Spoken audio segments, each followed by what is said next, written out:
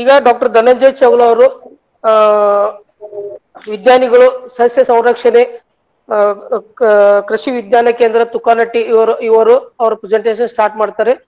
ದಯಮಾಡಿ ಎಲ್ಲರೂ ಮೂಟ್ ಮಾಡಿ ಹಾಗೂ ತಮ್ಮ ವಿಡಿಯೋಗಳನ್ನು ಬಂದ್ ಮಾಡಿ ಅವ್ರದ್ದು ಸಂಪೂರ್ಣ ಕೇಳಬೇಕಂತ ವಿನಂತಿ. ಹಿರಿಯರಾದ ಹಾಲಪ್ಪ ಸರ್ ಅವ್ರಿಗೆ ಹಾಗೂ ಮನೆಯವ್ರಿಗೆ ಹಾಗೂ ಕುಲಕರ್ಣಿ ಸರ್ ಅವ್ರಿಗೆ ಹಾಗೂ ಸುದೀಪ್ ಕತ್ತಿ ಅವರಿಗೆ ವಂದಿಸುತ್ತಾ, ಎಲ್ಲ ರೈತರಿಗೆ ವಂದಿಸುತ್ತಾ, ನಾನು ಇವತ್ತು ಕಬ್ಬಿನ ಬೆಳೆಯಲ್ಲಿ ಕೀಟಗಳ ನಿರ್ವಹಣೆಯ ಬಗ್ಗೆ ಕೆಲವೊಂದು ಮಾಹಿತಿಯನ್ನು ತಮ್ಮ ಜೊತೆ ಹಂಚ್ಕೊಳ್ಬೇಕಂತ ಇದ್ದೀನಿ. ನನ್ನ ಹೆಸರು ಧನಂಜಯ ಚೌಗ್ಲಾ ಅಂತ. ಕೃಷಿ ICAR ಬರ್ಡ್ಸ್ ಕೃಷಿ ವಿಜ್ಞಾನ ಕೇಂದ್ರ ತುಕಾನಟ್ಟಿ ನಾನು ಸಸ್ಯ ಸಂರಕ್ಷಣಾ ವಿಜ್ಞಾನಿ ಹಾಗೂ ಹಿರಿಯ ವಿಜ್ಞಾನಿಯಾಗಿ ನಾನು ಕೆಲಸ ಮಾಡ್ತಾ ಇದ್ದೀನಿ. ಈಗ ಕಬ್ಬು ನಮ್ಮ ಬೆಳಗಾವಿ ಹಾಗೂ ಬಾಗಲಕೋಟ್ ಮತ್ತು ಬಿಜಾಪುರ ಡಿಸ್ಟಿಕ್ ಸಹಿತ ಮುಖ್ಯ ಬೆಳೆಯಾಗಿ ಹೊರಹೊಮ್ಮುತ್ತಾ ಇದೆ. ಈವನ್ ಸಾಂಗ್ಲಿ, ಕೊಲ್ಹಾಪುರ ಡಿಸ್ಟಿಕ್ ನಲ್ಲಿ ಸಹಿತ ಮುಖ್ಯ ಬೆಳೆಯಾಗಿದೆ. ಈ ಒಂದು ಕಬ್ಬಿನ ಬೆಳೆಯಲ್ಲಿ ಕೀಟಗಳ ಬಾಧೆ ಇತ್ತೀಚಿನ ದಿನಗಳಲ್ಲಿ ಹೆಚ್ಚಿಗೆ ಕಾಣ್ತಾ ಇದೆ. ಸಾಮಾನ್ಯವಾಗಿ ನಾವು ಕಬ್ಬನ್ನ ನಾವು ಗಮನಿಸಿದಾಗ ರೈತರು ನಾವು ತಳಿಗಳ ಬಗ್ಗೆನೇ ಹೆಚ್ಚಿಗೆ ಕಾಳಜಿ ವಹಿಸುವಂತ ಪ್ರಕ್ರಿಯೆ ನಮ್ಮಲ್ಲಿ ಕಂಡು ಬರ್ತಾ ಇದೆ. ಅದರ ಜೊತೆಗೆ ಅದಕ್ಕೆ ಬೇಕಾದಂತ ಪೋಷಕಾಂಶಗಳು ಮತ್ತು ನೀರಿನ ನಿರ್ವಹಣೆ ಬಗ್ಗೆನೂ ಸಹಿತ ಹೆಚ್ಚಿಗೆ ಗಮನ ಹರಿಸುವಂತ ಒಂದು ವಿಷಯ ಕಾಣ್ತಾ ಇದೆ. ನಾವು ಕಬ್ಬನ ಗುಣಧರ್ಮ ಏನಂತಂದ್ರ ಅದಕ್ಕೆ ಯಾವುದೇ ತರದ ರೋಗ, ಯಾವುದೇ ತರದ ಕೀಟ ಬಂದರೂ ಸಹಿತ ಅದನ್ನು ಸಹಿಸಿಕೊಂಡು ಒಳ್ಳೆ ಇಳುವರಿ ಕೊಡುವಂತ ಒಂದು ಶಕ್ತಿಯುತ ಬೆಳೆ. ಹಾಗಾಗಿ ರೈತರು ಈ ಕೀಟ ಮತ್ತು ರೋಗ ನಿರ್ವಹಣೆ ಬಗ್ಗೆ ಅಲಕ್ಷಿತವಾಗಿ ಇದರ ಏನು ಪೊಟೆನ್ಶಿಯಲ್ ಈಲ್ಡ್ ಅನ್ನ ನಾವು ಅಥವಾ ಏನು ಹೆಚ್ಚಿನ ಇಳುವರಿಯನ್ನು ನಾವು ಪಡ್ಕೋಬೇಕು ಅನ್ನುವಂತ ರೈತರ ಉಮೇದ್ ಇರ್ತೈತಿ ಅಥವಾ ಆಕಾಂಕ್ಷೆ ಇರ್ತೈತೆ. ಅದಕ್ಕ ಜೊತೆಗೆ ಅಂತ ರೈತರು ನಾವು ಕೀಟ ಹಾಗೂ ರೋಗದ ನಿರ್ವಹಣೆಯ ಬಗ್ಗೆನೂ ಸಹಿತ ನಾವು ಹೆಚ್ಚಿಗೆ ಕಾಳಜಿ ವಹಿಸಿ ನಾವು ಅದಕ್ಕೆ ಸೂಕ್ತ ಕ್ರಮ ಕೈಕೊಂಡ್ರೆ ನಾವು ಇನ್ನಿಷ್ಟ ಹೆಚ್ಚಿಗೆ ಇಳುವರಿಯನ್ನು ನಾವು ಪಡ್ಕೊಳ್ಳೋ ಸಾಧ್ಯತೆ ಐತಿ. ಹಾಗಾಗಿ ನಾವು ಕೀಟ ಹಾಗೂ ರೋಗದ ಬಗ್ಗೆ ನಮ್ಮ ಕುಲಕರ್ಣಿ ಸರ್ ಕೀಟದ ಬಗ್ಗೆ ನಾವು ಸ್ವಲ್ಪ ಮಟ್ಟಿಗೆ ಹೇಳ್ಬೇಕಂತಂದ್ರೆ ನಮ್ಮ ಭಾಗದಾಗ ಯಾವ ಹೆಚ್ಚಿನ ಕೀಟ ಬಾಧೆ ನಮ್ಮ ಬೆಳೆಗಳಿಗೆ ಕಾಣಿಸ್ತಾ ಇದೆ, ಅದನ್ನ ನಾವು ಯಾವ ರೀತಿ ನಾವು ಅದನ್ನ ನಿರ್ವಹಣೆ ಮಾಡ್ಕೋದ್ರ ಬಗ್ಗೆ ಕೆಲವೊಂದು ವಿಷಯ ಹೇಳ್ತೀನಿ. ನಮ್ಮ ಜಿಲ್ಲೆಯಲ್ಲಿ ಸಾಮಾನ್ಯವಾಗಿ ಶೂಟ್ ಬೋರೋರ್ ಅರ್ಲಿ ಶೂಟ್ ಬೋರೋರ್ ಮೊದಲ ಹಂತದ ಒಂದು ಸುಳಿ ಕೊರಕದ ಬಾಧೆ ಸಾಮಾನ್ಯವಾಗಿ ಕಾಣ್ತಾ ಇದೆ. ಆಮೇಲೆ ಬಿಳಿ ಉಣ್ಣೆ ಹೇನು ಅಥವಾ ವೈಟ್ ವೂಲಿ ಎಫಿಡ್ ಅನ್ನುವಂಥದ್ದು ಒಂದು ಸಾಮಾನ್ಯ ನಮ್ಮ ಭಾಗದಲ್ಲಿ ಜಾಸ್ತಿ ಐತಿ. ಇನ್ನೊಂದು ವೈಟ್ ಗ್ರಬ್ ಅನ್ನುವಂಥದ್ದು ಅಂದ್ರೆ ಗೊನ್ನೆ ಹುಳುವಿನ ಬಾಧೆ.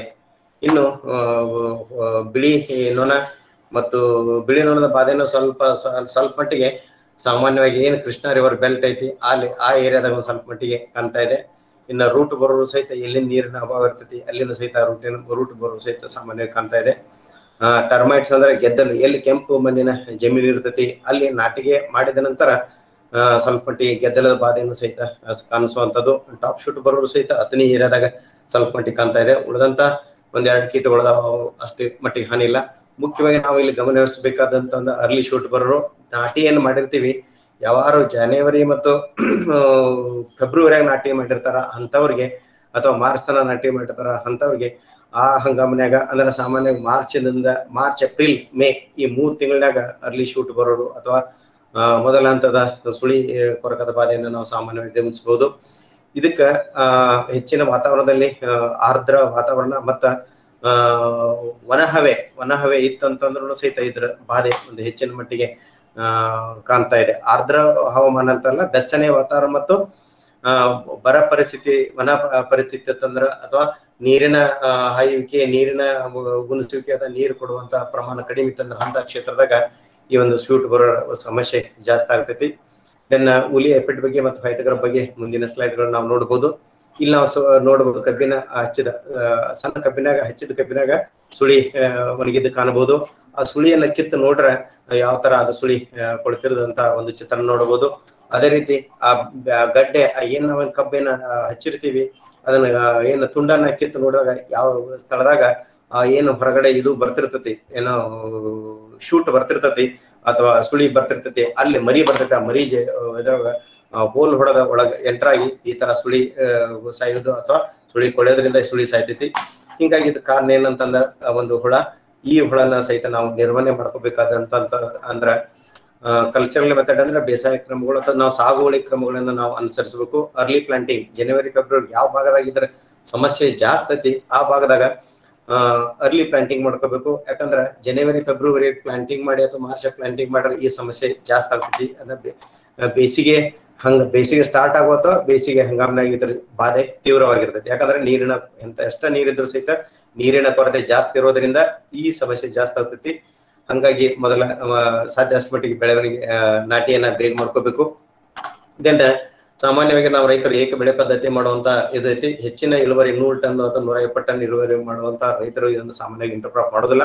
ಆದ್ರೂ ಸಹಿತ ಅವರು ದೈಂಚ ಅನ್ನುವಂಥದ್ದು ಅಥವಾ ಸಲಬ್ ಮಾಡಿ ಸುಮಾರು 45 ದಿವಸದೊಳಗ ಅಥವಾ 35ರಿಂದ 40 ದಿವಸನಾಗ ಅದು ಮುಗ್ಗು ಹೊಡೆಯೋದ್ರಿಂದ ಸಹಿತ ಈ ಒಂದು ಬಾಧೆ ಕಡಿಮೆ ಮಾಡಬಹುದು. ಎಲ್ಲಿ ದೈಂಚ ಮತ್ತು ಗೋವಿನ ಜೋಳ, ಏನು ಕೊತ್ತಂಬರಿ, ಉಳ್ಳಾಗಡ್ಡಿ, ಬೆಳ್ಳುಳ್ಳಿ ಇಂಥ ಬೆಳೆಯನ್ನ ಅಂತರ ಬೆಳೆಯಾಗಿ ಮಾಡ್ತಾರ, ಅಲ್ಲಿ ಈ ಅರ್ಲಿ ಶೂಟ್ ಬರೋ ಸಮಸ್ಯೆ ಕಡಿಮೆ ಆಗೋದರಂತ ಕಂಡು ಬಂದೈತಿ. ಅದರ ಜೊತೆಗೆ ಟ್ರ್ಯಾಶ್ ಮಲ್ಚಿಂಗ್ ಅನ್ನುವಂಥದ್ದು. ಟ್ರ್ಯಾಶ್ ಮಲ್ಚಿಂಗ್ ಅಂದ್ರೆ ಏನ್ ಶುಗರ್ ಕೇನ್ ಅದ, ಕಬ್ಬಿನ ರೌದಿ ಅಂತ ರೌದಿ ಮಲ್ಚಿಂಗ್ ಮಾಡೋದ್ರಿಂದ ಸಹಿತ ಇದ್ರ ಬಾಧೆ. ಯಾಕಂದ್ರ ಮಲ್ಚಿಂಗ್ ಮಾಡೋದ್ರಿಂದ ಇಫೆಕ್ಟ್ ಏನಿರ್ತೈತಿ, ಎಲ್ಲಿ ಸಾಯಿಲ್ ಅಥವಾ ಸಾಯಿಲ್ ಟಾಪ್ ಪೋರ್ಷನ್ ಇರ್ತೈತಿ ಆ ಜಾಗದಾಗಿಂದ ಏನ್ ಎಂಟರ್ ಆಗ್ತಿರ್ತೈತಿ ಅದ್ರೊಳ, ಅದಕ್ಕೆ ಒಂದ್ ಸ್ವಲ್ಪ ಹ್ಯಾಂಡ್ರನ್ಸ್ ಆಗಿ ಅಥವಾ ಅದಕ್ಕೆ ಒಂದ್ ತೊಂದರೆ ಆಗಿ ಸುಳಿ ಕೊರಕದ ಬಾಧೆ ಕಡಿಮೆ ಆಗ್ತೈತಿ. ಮುಂದ ಇನ್ನ ಹೆಂಗ ಇದು ಹೆಚ್ಚಿಗೆ ನಾವು ನೀರನ್ನು ಕೊಡೋದ್ರಿಂದ ಮತ್ತೆ ಟ್ರ್ಯಾಶ್ ಮಲ್ಚಿಂಗ್ ಮಾಡೋದ್ರಿಂದ ಆ ಸಾಯಿಲ್ ಟೆಂಪರೇಚರ್ ಕಡಿಮೆ ಆಗಿ ಹೆಚ್ಚಿನ ಆರ್ದ್ರತೆ ಹೆಚ್ಚಾಗೋದ್ರಿಂದ ಇದಕ್ಕ ಆ ಒಂದು ಕಂಜಿನಿಯಲ್ ಅಥವಾ ಅನುಕೂಲಕರ ವಾತಾವರಣ ಇಲ್ಲದೆ ಇರೋದ್ರಿಂದ ಇದರ ಬಾಧೆಯನ್ನು ನಾವು ಕಡಿಮೆ ಕಾಣಬಹುದು. ಮುಂದ ಸಾಧ್ಯ ಅಷ್ಟು ಮಟ್ಟಿಗೆ ನಾವು ಅರ್ಲಿ ಅರ್ಧಿಂಗ್ ಅಪ್. ಈ ಸಾಮಾನ್ಯವಾಗಿ ನಾವೆಲ್ಲ ಏನ್ ಮಾಡಕತ್ತೀವಿ ಅಂತಂದ್ರೆ, ಒಮ್ಮೆ ನಾಟಿಕೆ ಮಾಡಿದ್ವಿ ಅಂತಂದ್ರೆ ಸುಮಾರು 85ರಿಂದ 90 ದಿವಸಕ್ಕೆ ಅಷ್ಟನ್ನ ನಾವು ಏನು ಇದು ಮಾಡುವಂಥದ್ದು, ಏನು ಅರ್ಧಿಂಗ್ ಅಪ್ ಮಾಡೋದು ಅಥವಾ ಸಾಲು ಬಿಡೋದು ಅಥವಾ ಬೇರ್ ಹರಿಯುವಂತದ್ದು ಒಂದು ಪ್ರಮಾಣಕ್ಕೆ ನಾವು ನೋಡಬಹುದು. ಹಾಗಾಗಿ ಇಲ್ಲಿ ನಾವು ಈ ಸಾಮಾನ್ಯವಾಗಿ ಎಲ್ಲಾ ಹಳ್ಳಿಗಳಲ್ಲಿ ಸಹಿತ ರೋಟೋವೇಟರ್ ಬಂದ ಸಣ್ಣ ಪವರ್ ಟಿಲ್ಲರ್ ಅದಾವ. ಪವರ್ ಟಿಲ್ಲರ್ದಿಂದ ಸುಮಾರು 45 ದಿವಸಕ್ಕೆ ಆಸ್ಪಾಸ್, 35-45 ದಿವಸಕ್ಕೆ ಆಸ್ಪಾಸ್ ಒಂದ್ ಅಥವಾ 2 ಇಂಚದಷ್ಟ ಸ್ಲೋ ಆಗಿ ರೋಟರ್ ಹಾಕಿರಿ ಅಂತಂದ್ರೆ ಆ ಸಾಯಿಲ್ ಡಿಸ್ಟರ್ಬೆನ್ಸ್ ಆಗಿ ಏನ ಸುಳಿ ಇರ್ತೈತಲ್ಲ, ಸುಳಿ ಹೊರಗೆ ಬರ್ತಿರ್ತೈತೆ, ಮರಿ ಹೊರಗೆ ಬರ್ತೈತೆ, ಆ ಲೇಯರ್ ಒಂಚೂರು ಮಣ್ಣು ಬಿತ್ತಂದ್ರೆ ಸ್ವಲ್ಪ ಮಟ್ಟಿಗೆ ಮಣ್ಣು ಬಿತ್ತಂದ್ರೆ ಇದ್ರ ಬಾಧೆಯನ್ನು ಸಹಿತ ನಾವು ಕಡಿಮೆ ಮಾಡ್ಬೋದು. ಇನ್ನ ಫಿಸಿಕಲ್ ಮೆಥಡ್ ಅಂತಂದ್ರ, ಭೌತಿಕ ಪದ್ಧತಿ ಅಂತಂದ್ರ ಏನ್ ನಾವು ಸುಳಿಗೆ ಏನ ಬಾಧೆಗೆ ಒಳಪಟ್ಟಿರತ್ತಂತ ಒಂದು ಅವತ್ತನ್ನ ಸುಳಿಯನ್ನ ಕಿತ್ತು ನಾಶಪಡಿಸ್ಬೇಕು. ಅದರಲ್ಲಿ ಹುಳಾನ್ನು ಸಹಿತ ನಾಶಪಡಿಸುವಂತ ಪದ್ಧತಿ. ಒಂದು ಜೈವಿಕ ಕ್ರಮ ಅಂತ ಟ್ರೈಕೋಡರ್ಮಾ ಕಿಲೋನಿಸ್ ಅನ್ನುವಂಥದ್ದು ಒಂದು ಹೆಕ್ಟರ್ಗೆ 1ರಿಂದ 1.5 ಲಕ್ಷ ಎಗ್ಸ್ ಅನ್ನ ತತ್ತಿ ಕಾಡುಗಳನ್ನ ತಂದು ಕಟ್ಟಬೇಕು. 1ರಿಂದ 1.5 ಲಕ್ಷ ತತ್ತಿ ಇರುವಂತ ಕಾಡುಗಳನ್ನ ತಂದು ನಾವು ಹೊಲದಾಗಿ ಕಟ್ಟುವುದರಿಂದ, ಅದು ಕಟ್ಟುವಾಗ ಎಲೆ ಗಿಡದ ಕೆಳಗೆ ತುಂಡುಗಳನ್ನು ಮಾಡಿ ಕಟ್ಟಬೇಕು. ಪಿನ್ ಹೊಡೆದ ಆ ತತ್ತಿ ಮೇಲೆ ಬಿಸಿಲು ಬೀಳಬಾರ್ದಂಗ ನೋಡ್ಕೋಬೇಕು. ಯಾಕಂದ್ರೆ ಬಿಸಿಲು ಬಿತ್ತಂತಂದ್ರ ಬೇಸಿಗೆ ಹೆಚ್ಚಿಗೆ ಪ್ರಮಾಣತೆ ಹೆಚ್ಚಿಗೆ ಬಿಸಿಲು ಇರ್ತೈತಿ. ಹಂಗಾಗಿ ಸಾಧ್ಯತೆ ಇರ್ತೈತಿ. ಕೆಳಭಾಗದಾಗ ಇರೋದ್ರಿಂದ ನೆರಳು ಬರೋದು ಇರ್ತೈತಿ. ಹಂಗಾಗಿ ಆ ತತ್ತಿಯಿಂದ ಮರಿ ಹೊರಗೆ ಬಂದು ಎಲ್ಲಿ ಈ ಹುಳದ ಬಾಧೆ ಇರ್ತದಲ್ಲ ಆ ಹುಳದ ತತ್ತಿ ಆಯ್ಕೆಪಡಿಸುವಂತ ಪ್ರಕ್ರಿಯೆ ನಾವು ನೋಡ್ಕೋಬಹುದು. ಅದೇ ರೀತಿ ಕೆಮಿಕಲ್ ಮೆಥಡ್ ಅಂತಂದ್ರ ಪಿಪ್ರೋನಿಲ್ ಗ್ರಾನ್ಯೂಲ್ ಅನ್ನುವಂಥದ್ದು. ಸರ್ ಒಂದ್ ನಿಮಿಷ, ಇದು ಬೈಲಹೊಂಗದಲ್ಲಿ ತತ್ತಿ ಸಿಗ್ತಾವ್ರಿ, ಅದನ್ನೊಂದ್ ಸ್ವಲ್ಪ ಹೇಳ್ರಿ.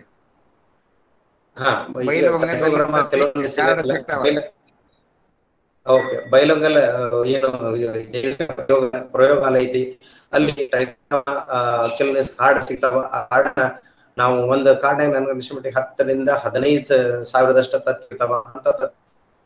ಅಂದ್ರೆ ಈ ತತ್ತಿ ತಂದ ನಾವು ಲೇಟ್ ಪೋಸ್ಟಲ್ ತಂದೇವ್ ಅಂತಂದ್ರೆ ಒಂದು ದಿವಸ ಡಿಲೇ ಅಂದ್ರೆ ತತ್ತಿಯಿಂದ ಮರಿ ಹೊರಗೆ ಬಂದು ಸಾಯುವಂತ ಸಾಧ್ಯತೆ ಇರ್ತೈತಿ. ಹಾಗಾಗಿ ಫಿಸಿಕಲ್ ಅಂದ್ರೆ ನಾವು ಪ್ರೆಸೆಂಟ್ ಹೋಗಿ ನಾವು ಅದನ್ನ ಕಲೆಕ್ಟ್ ಮಾಡ್ಕೊಂಡು ಬಂದು ಬೇಗ ನಾವು ಹೊಲ ಕಟ್ಕೊಂಡ್ರೆ ಬಹಳ ಅಷ್ಟು ಅನುಕೂಲ ಆಗ್ತೈತಿ. ಅದು ಸಾಧ್ಯ ಇಲ್ಲ ಅಂದ್ರೆ ಗ್ರಾನ್ಯೂಲ್ ಅನ್ನುವಂಥದ್ದು ಕೆಮಿಕಲ್ದ ಗ್ರಾನ್ಯೂಲ್ 1 ಎಕರೆಗೆ 5ರಿಂದ 10 kg ಅಷ್ಟು ಹಾಕೋದ್ರಿಂದ ಹಾಕಿ ಸಾಲಿನ ಕಬ್ಬಿನ ಸಾಲಿನ ಹಾಕಿ ಒಂದು ಲೈಟ್ ಇರಿಗೇಷನ್ ಕೊಡೋದ್ರಿಂದ ಅದರ ಪರಿಣಾಮ ಕೀಟನಾಶಕದ ಪರಿಣಾಮ ಒಳಗೆ ಎಂಟರ್ ಆಗಿ ಅಲ್ಲಿ ಆ ಒಂದು ಹುಳದ ಬಾಧೆಯನ್ನು ಕಡಿಮೆ ಮಾಡಬಹುದು. ಕೀಟನಾಶಕ ಹಾಕ್ಲಿ ಅಥವಾ ಯಾವುದೇ ಗ್ರಾನ್ಯುಲರ್ ನೀವು ಏನ ಐಟಮ್ಸ್ ಹಾಕಿರೂ ಸಹಿತ, ಯಾವುದೇ ಪರಿಕರ ಹಾಕಿರೂ ಸಹಿತ ಇಮಿಡಿಯೇಟ್ಲಿ ನೀರು ಇಂಪಾರ್ಟೆಂಟ್. ನೀರು ಕೊಟ್ಟರೆ ಅಷ್ಟ ಅದರ ಪರಿಣಾಮಕಾರಿ ಆಗ್ತೈತಿ. ಇಲ್ಲಾಂತಂದ್ರ ರಾಸಾಯನಿಕ ಹೆಚ್ಚಿನ ಬಿಸಿಲು ಅಥವಾ ಹೆಚ್ಚಿನ ತಾಪಮಾನದಿಂದ ಆ ಕೆಮಿಕಲ್ ಅಥವಾ ಯಾವುದೇ ನೀವು ಯೂಸ್ ಮಾಡಿದ ಕೆಪಾಸಿಟಿ ಡೌನ್ ಆಗಿ ರೇಸ್ ದಿಂದನೂ ಸಹಿತ ಇಫೆಕ್ಟ್ ಆಗಿ ಕೆಮಿಕಲ್ ಪ್ರಭಾವ ಕಡಿಮೆ ಆಗ್ತದೆ. ಹಾಗಾಗಿ ಇಮಿಡಿಯೇಟ್ಲಿ ನೀರು ಕೊಡೋದ್ರಿಂದ ಮಣ್ಣಿನ ಜೊತೆ ನೀರಿನ ಜೊತೆ ಮಿಕ್ಸ್ ಆಗಿ ಈಜಿಲಿ ಲಭ್ಯತೆ ಆಗ್ತದೆ. ಇಲ್ಲ ಕ್ಲೋರೋಫೈರಿಫಾಸ್ ಅಥವಾ ಇಮ್ಡಾಕ್ಲೋಪ್ರಿಡ್ ಅಥವಾ ಪೆಪ್ರೋನಿಲ್ ಸಿಗ್ತದೆ, ಇದನ್ನ ಸಿಂಪರಣೆ ಮಾಡಬಹುದು. ಪೆಪ್ರೋನಿಲ್ ಲಿಕ್ವಿಡ್ ಅಂತಂದ್ರೆ 1 ಲೀಟರ್ 1 ml ಸಿಂಪರಣೆ ಮಾಡಬಹುದು. ಕ್ಲೋರೋಫೈರಿಫಾಸ್ ಅಂತಂದ್ರೆ 1 ಲೀಟರ್ಗೆ 2 ml ಆಗಿ ಸಿಂಪರಣೆ ಮಾಡೋದ್ರಿಂದ ಅದನ್ನ ಆಗನ ನಾವು ಸೂಕ್ತವಾಗಿ ನಿರ್ವಹಣೆ ಮಾಡಬಹುದು. ಇದು ಇನ್ನು ನೆಕ್ಸ್ಟ್ ಮುಖ್ಯ ಒಂದು ಕಬ್ಬಿನಲ್ಲಿ ಬರುವಂತಹ ಒಂದು ಹುಳ ಅಂತಂದ್ರ ಗೊನ್ನೆ ಹುಳು. ಇಲ್ಲಿ ನಾವು ಈ ಗೊನ್ನೆ ಹುಳು ಎಲ್ಲಿ ಸಾಮಾನ್ಯವಾಗಿ ಎಲ್ಲಾ ಕಡೆನೂ ಸಹಿತ ದಿನದಿಂದ ದಿನಕ್ಕೆ ಜಾಸ್ತಿ ಆಗ್ತೈತಿ. ಹೊಲೋಟ್ರೈಕಿಯಾ ಮತ್ತು ಲಿಕೋಫಿಲಿಸ್ ಅನ್ನುವಂತ 2 ಸ್ಪೀಸೀಸ್ ಹೌದಾ? Okay, thank you. ಈ ಲಿಕೋಫಿಲಿಸ್ ಅಥವಾ ಹೊಲೋಟ್ರೈಕಿಯಾ ಅನ್ನುವಂತ 2 ಸ್ಪೀಸೀಸ್ ಅದಾವ. ಆ ಒಂದು ಸ್ಪೀಸೀಸ್ ದೊಳಗೆ ಯಾವ್ದು ನಮ್ಮ ಹೊರಗೆ ಬರ್ತೈತಿ ಹಿಡ್ಕೊಳಕ್ ಒಂದ್ ಸ್ವಲ್ಪ ಡಿಫಿಕಲ್ಟ್ ಆಗ್ತೈತಿ. ಅದಕ್ಕೆ ದಯವಿಟ್ಟು ಯಾವ್ದೇ ಬಂದ್ರು ಸಹಿತ ಅದಕ್ಕೆ ಒಂದೇ ರೀತಿಯಿಂದ ನಿರ್ವಹಣಾ ಕ್ರಮ ಕೈಗೊಳ್ಬೇಕು. ಇವು ಸಾಮಾನ್ಯವಾಗಿ ಮುಂಗಾರಿ ಮಳೆ ಬಿದ್ದ ನಂತರ ಸಾಯಂಕಾಲ 7 ರಿಂದ 8 ಆತರ ಅಡಲ್ಟ್ ಸಾಮಾನ್ಯವಾಗಿ ಹೊರಗೆ ಬರ್ತಾವ. ಮೊದಲ ಮಳೆ ಮುಂಗಾರು ಮಳೆ ಅಂತ ಮೊದಲ ಮಳೆ ಬಿದ್ದ ಹೊರಗೆ ಬರ್ತಾವ. ಅಲ್ಲಿ ನಮ್ಮೇನ ಹೊಲ ಸುತ್ತ ಜಾಲಿ, ಹುಣಸಿ, ಪೇರು, ನೇರಳೆ, ಚೊಗಚಿ, ದ್ರಾಕ್ಷಿ ಇಂತ ಗಿಡಗಳಿದ್ದಂತ ಅಲ್ಲಿ ಅದನ್ನ ಇಲ್ಲಿ ತಿಂದ ಮತ್ತ ತನ್ನ ಭೂಮಿಯ ಹೋಗಿ ಅದರ ಲೈಂಗಿಕ ಸಂಯೋಜನೆ ಹೊಂದಿ ಗಂಡು ಹೆಣ್ಣಿನ ಸಂಯೋಜನೆ ಹೊಂದಿ ಹೆಣ್ಣು ಭೂಮಿಯ ಹೋಗಿ ತತ್ತಿ ಇಡುವಂಥದ್ದು. ಇಲ್ಲಿ ನಾವು ಗಮನಿಸ್ಬೇಕಂತಂದ್ರ ಇವು ತತ್ತಿ ಎಲ್ಲಿರ್ತಾವ ಅನ್ನೋದ್ರ ಬಗ್ಗೆನೂ ಬಹಳ ಇದು ಮಾಡ್ಬೇಕು. ಯಾಕಂದ್ರ ಯಾವ ಜಾಗದಾಗ ಯಾವ ಪದ್ಧತಿಯಲ್ಲಿ ಇಡ್ತಾವ ಆ ತತ್ತಿಯನ್ನ ಹೊಲದಾಗ ಇಡ್ತಾವ ಅನ್ನೋದ್ರ ಬಗ್ಗೆ ನಾವು ಇದು ಮಾಡಬೇಕು. ಎಲ್ಲಿ ಸಾಮಾನ್ಯವಾಗಿ ಅದಕ್ಕ ಈಜಿಯಾಗಿ ಅದಕ್ಕ ಸಾವಯವ ಕಳಿತ ವಸ್ತು ಸಿಗ್ಬೇಕು. ಮುಂದ ಕಳಿತ ವಸ್ತು ಅಂದ್ರೆ ಸಾಮಾನ್ಯವಾಗಿ ಜೈವಿಕ, ಅದು ಒಂದ್ ಸ್ವಲ್ಪ ಹೆಚ್ಚಿಗೆ ಸತ್ವವಾದಂತ ಜೈವಿಕ ವಸ್ತು, ಕಳಿತದ ವಸ್ತು ಸಿಗುವಂತ ಸ್ಥಳದಾಗ ಭೂಮಿದಾಗ 8 ರಿಂದ 10 ಸೆಂಟಿಮೀಟರ್ ಇಡ್ತಾವ. ಮಣ್ಣಿನ ಕುಡಿಕೆ ಮಾಡಿ ಅದರ ಮೊಟ್ಟೆ ಇಡ್ತಾವ ತನ್ನದು. ಅಂದ್ರ ಮೊಟ್ಟೆಗೆ ಒಂದು ಸಂರಕ್ಷಣೆ ಮಾಡಿ ಮಣ್ಣಿನ ಕುಡಿಕೆ ಮಾಡಿ ಅಂತ. ಮಣ್ಣಿನ ಕುಡಿಕೆ ಅಂದ್ರೆ ನಾವು ಚಿಟ್ಟಿಗೆ ಇದು ಅಂತೀವಲ್ಲ ಆ ಟೈಪ್ ಮಣ್ಣಿನ ತಯಾರು ಮಾಡಿ ಅಲ್ಲಿ ತನ್ನ ಚಿಟ್ಟಿ ಇಡ್ತಾವ. ಮುಂದ ಇದು ಯಾಕೆ ಮಣ್ಣಿನ ಕುಡಿಕೆ ಮತ್ತು ಆಳವಾಗಿ 10 ಸೆಂಟಿಮೀಟರ್ ಅನ್ನೋದ್ರ ಬಗ್ಗೆನೂ ಸಹಿತ ನಿರ್ವಹಣೆ ಕ್ರಮಗಳನ್ನ ನಿಮ್ಗೆ ಹೇಳ್ತಾನ. ಇದಾದ ನಂತರ ಅದನ್ನ ತತ್ತಿಯಿಂದ ಹೊರಗೆ ಬಂದಂತ ಮರಿಗಳು ಏನ್ ಮಾಡ್ತಾವ ಅಂದ್ರೆ ಸಾವಯವ ಪದಾರ್ಥನ ಅಂದ್ರ ಹಳೆ ಬೇರುಗಳಿಂದ ಬಂದಂತ ಪದಾರ್ಥಗಳ ಎಳಿ ಬೇರು ಇದನ್ನ ತಿಂದ ತನ್ನ ಜೀವನವನ್ನ ಸ್ಟಾರ್ಟ್ ಮಾಡ್ತಾವ. ಮೊದಲ ಸಾವಯವ ಪದಾರ್ಥ ತಿಂತಾವ, ನಂತರ ಬೆಳೆಯ ಬೇರುಗಳು. ಯಾಕಂದ್ರೆ ಸಾಮಾನ್ಯವಾಗಿ ಕಬ್ಬಿನ ಬೇರು ಕಿತ್ ನೋಡ್ರಿ, ಅಥವಾ ನಾವು ಈ ಏನು ಇದನ್ನ ಸೈಪ್ರಸ್ ಏನಂತೀವಿ ಜೇಕ್ ಅಂತೀವಿಲ್ಲ, ಜೇಕದ್ ನಾವು ಬೇರ್ ಕಿತ್ ನೋಡ್ರ ಅಥವಾ ಕರ್ಕಿ ಬೇರ್ ಕಿತ್ ನೋಡ್ರ ಮ್ಯಾಲಿನ ಪದರ ಒಂದ್ ತರ ಕಳತಂತ ಪದಾರ್ಥಗಳನ್ನ ತಿಂದಿರ್ತೈತಿ. ಎಲ್ಲಿ ನಾವ ಜೇಕ ಮತ್ತ ಕರಿಕಿ ಹೊಲ ಇರ್ತಾವ ಅಥವಾ ಒಡ್ಡ ಇರ್ತೈತಿ ಅಂತಲ್ಲಿ ಸಹಿತ ಈ ತರ ಬಾಧೆ ಹೆಚ್ಚಿಗೆ ಆಗ್ತೈತಿ. ಅದನ್ನು ಸಹಿತ ನಾವು ಲಕ್ಷ್ಯ ವಹಿಸ್ಬೇಕು. ಆಮೇಲೆ ಇದಾದ ನಂತರ ಸುಮಾರು 110-20 ದಿವಸ 210 ಜೀವನ ಭೂಮಿಯಾಗ ಬೇರು ಅಥವಾ ಇನ್ನಿತರ ವಸ್ತುಗಳನ್ನು ತಿಂದ ಜೀವನ ಸಾಗಿಸಿ ನಂತರ ಡಿಸೆಂಬರ್ ಜನವರಿ ಸುಪ್ತಾವಸ್ಥೆ ಹೊಂತಾವ. ಸುಮಾರು ಅಲ್ಲಿ ಸುಪ್ತಾವಸ್ಥೆ ಬಂದ ನಂತರ ಮತ್ತೆ ಮುಂಗಾರ ಮಳೆ ಬೀಳುತ್ತಾನ ಅಲ್ಲೇ ಉಳಿದ ನೆಕ್ಸ್ಟ್ ಒಂದು ಇದಕ್ ಮುಂಗಾರ ಮಳೆ ಬಿದ್ದ ಅನುಕೂಲಕರ ವಾತಾವರಣ ಅನಿಸ್ತಂತಂದ್ರ ಭೂಮಿಯಿಂದ ಹೊರಗೆ ತನ್ನ ಜೀವನ ಚಕ್ರವನ್ನ ಮುಂದುವರಿಸ್ತೈತಿ. ಹಂಗಾಗಿ ನಮ್ಮ ಹೊಲದಾಗ ಈ ಒಂದು ಕೊಡ್ಡೆ ಹುಳುವಿನ ಬಾಧೆ ನಾವು ಇದು ಮಾಡ್ಬೇಕಂತಂದ್ರ ಗುರುತಿಸ್ಕೋಬೇಕಂತಂದ್ರ ಏಪ್ರಿಲ್ ಮೇ ತಿಂಗಳಿನಾಗ ಮೊದಲ ಬೆಳೆ ಬಿದ್ದು ನಂತರ ಸಾಯಂಕಾಲ ನಾವು 7 ರಿಂದ 8:30 ತನ ನಾವು ಹೊಲದಾಗ ಹೋದ್ವಿ ಅಂತಂದ್ರ ಅಲ್ಲಿ ಆ ಗಿಡಗಳ ಮೇಲೆ ದುಂಬಿಗಳು ಬಂದು ಕೂತದನ್ನ ನಾವು ನೋಡ್ಬೋದು. ನಾವು ಸಾಮಾನ್ಯವಾಗಿ ಮಳೆ ಬಿದ್ದ ನಂತರ ನಾವು ಇನ್ನೊಂದು ನಾವು ಲಕ್ಷ್ಯ ವಹಿಸಬಹುದು. ನಮ್ಮ ಮನ್ಯಾಗ ಸಹಿತ ಹೊಲದಾಗ ಮಳೆ ಇದ್ದು ಅಂತಂದ್ರ ಮನ್ಯಾಗನು ಸಹಿತ ಆ ದುಂಬಿಗಳು ಕೆಂಪು ಕಲರ್ ದುಂಬಿಗಳು ಬರಾಕಿರ್ತಾವ, ಬಂದ್ ಬೀಳ್ತಾವ. ಅದನ್ನು ಸಹಿತ ಬಿದ್ದಂತ ನಾವು ನೋಡೋದ್ರಿ ಅದನ್ನು ಇತ್ತಂದ್ರ ಅದರಿಂದ ಸಹಿತ ನಾವು ದುಂಬಿಗಳು ಬರುವಂತ ನಾವು ನೋಡ್ಬೋದು. ಹಂಗಾಗಿ ಆ ಒಂದು ಇದ್ರೊಳಗ ನಾವು ಅಂತ ಎಲ್ಲಿ ಆ ದುಂಬಿಗಳು ಬಂದು ಇವೇನ ಜಾಲಿ, ಹುಣಸಿ, ಬೇವ, ಹಂಗೆ ಇಂತ ಏನಿರ್ತಾವಲ್ಲ ಅಂತ ಗಿಡದಾಗ ಏನ್ ಕೂತದ ನಾವು ಕಂಡು ಬಂತು ಅಂತಂದ್ರ ನಾವು ಅದನ್ನ ಅಲ್ಲೇ ಕೀಟನಾಶಕನ ಸಿಂಪಡಿಸಿ, ಯಾವುದೇ ಕೀಟನಾಶಕವನ್ನ ಸಿಂಪಡಿಸಿ ನಾವು ಅಲ್ಲೇನ ಆ ದುಂಬಿಗಳನ್ನ ನಾಶಪಡಿಸುವುದು. ಕೆಲವೊಮ್ಮೆ ಏನಂತಾವಂತಂದ್ರೆ ನಾವು ಆ ಮುಂಗಾರ ಮಳೆ ಬಿದ್ದ ನಂತರ ಆ ದುಂಬಿಗಳು ಬರಲಿ ಬಿಡ್ಲಿ ಆದ್ರೂ ಸಹಿತ ನಾವು ಸಾಮಾನ್ಯವಾಗಿ ದೀಪದ ಒಂದು ಬಲೆಯನ್ನ ನಿರ್ಮಿಸಿ ಲೈಟ್ ಹಾಕಿ ಕೆಳಗಡೆ ಒಂದು ಪಾತ್ರೆ ಇಟ್ಟು ಅದಕ್ಕೆ ನೀರ್ ಹಾಕಿ ಸ್ವಲ್ಪ ಮಟ್ಟಿಗೆ ಚಿಮ್ನಿನ ಹಾಕಿ ಬಿಟ್ರಂದ್ರ ಆ ದೀಪಕ್ಕೆ ಆಕರ್ಷಣೆ ಆಗಿ ಆ ದುಂಬಿಗಳು ಬಂದು ಬೀಳ್ತಾವ. ಹಂಗಾಗಿ ಆ ಬಿದ್ದ ಕೆಳಗಡೆ ನೀರಾಗ ಬೀಳೋದ್ರಿಂದ ಕೀಟನಾಶಕ ಅಥವಾ ಚಿನ್ನಿನಿ ಹಾಕಿ ಇಡೋದ್ರಿಂದ ಆ ನೀರಾಗ ಆ ದುಂಬಿಗಳು ಬಿದ್ದು ನಾಶ ಆಗ್ತಾವ, ಸಾಯ್ತಾವ. ಹಂಗೂ ಸಹಿತ ನಾವು ನಿರ್ವಹಣೆ ಮಾಡ್ಬೋದು. ಇಲ್ಲ ಸ್ವಲ್ಪ ಮಟ್ಟಿ ಕಸ ಕಡ್ಡಿ ಇರ್ತದ್ರೆ, ಯಾಕಂದ್ರೆ ಮಳಿ ಬಿದ್ದ ನಂತರ ಕಸ ಕಡ್ಡಿ ಒಣದಿರೋದಿಲ್ಲ, ಅದ್ರ ಸಹಿತ ನಾವು ಎಲ್ಲಿಂದ ಸಂಗ್ರಹಣೆ ಮಾಡಿ ನಾವು ಒಂದು ಬೆಂಕಿ ಹೆಚ್ಚಿ ಇಡೋದ್ರಿಂದ ಸುಮಾರು 1 ರಿಂದ 1.5 ತಾಸು ಅಷ್ಟು ಮಾಡಿದ್ವಿ ಅಂತಂದ್ರೂ ಸಹಿತ ನಾವು ಆ ದುಂಬಿಗಳು ಆ ಬೆಳಕಿಗೆ ಆಕರ್ಷಣೆ ಆಗಿ ಬಿದ್ದ ಆ ಒಂದು ಬೆಂಕಿಗೆ ಬಿದ್ದ ಸಾಯುವಂತ ನಾವು ನೋಡ್ಕೋಬಹುದು.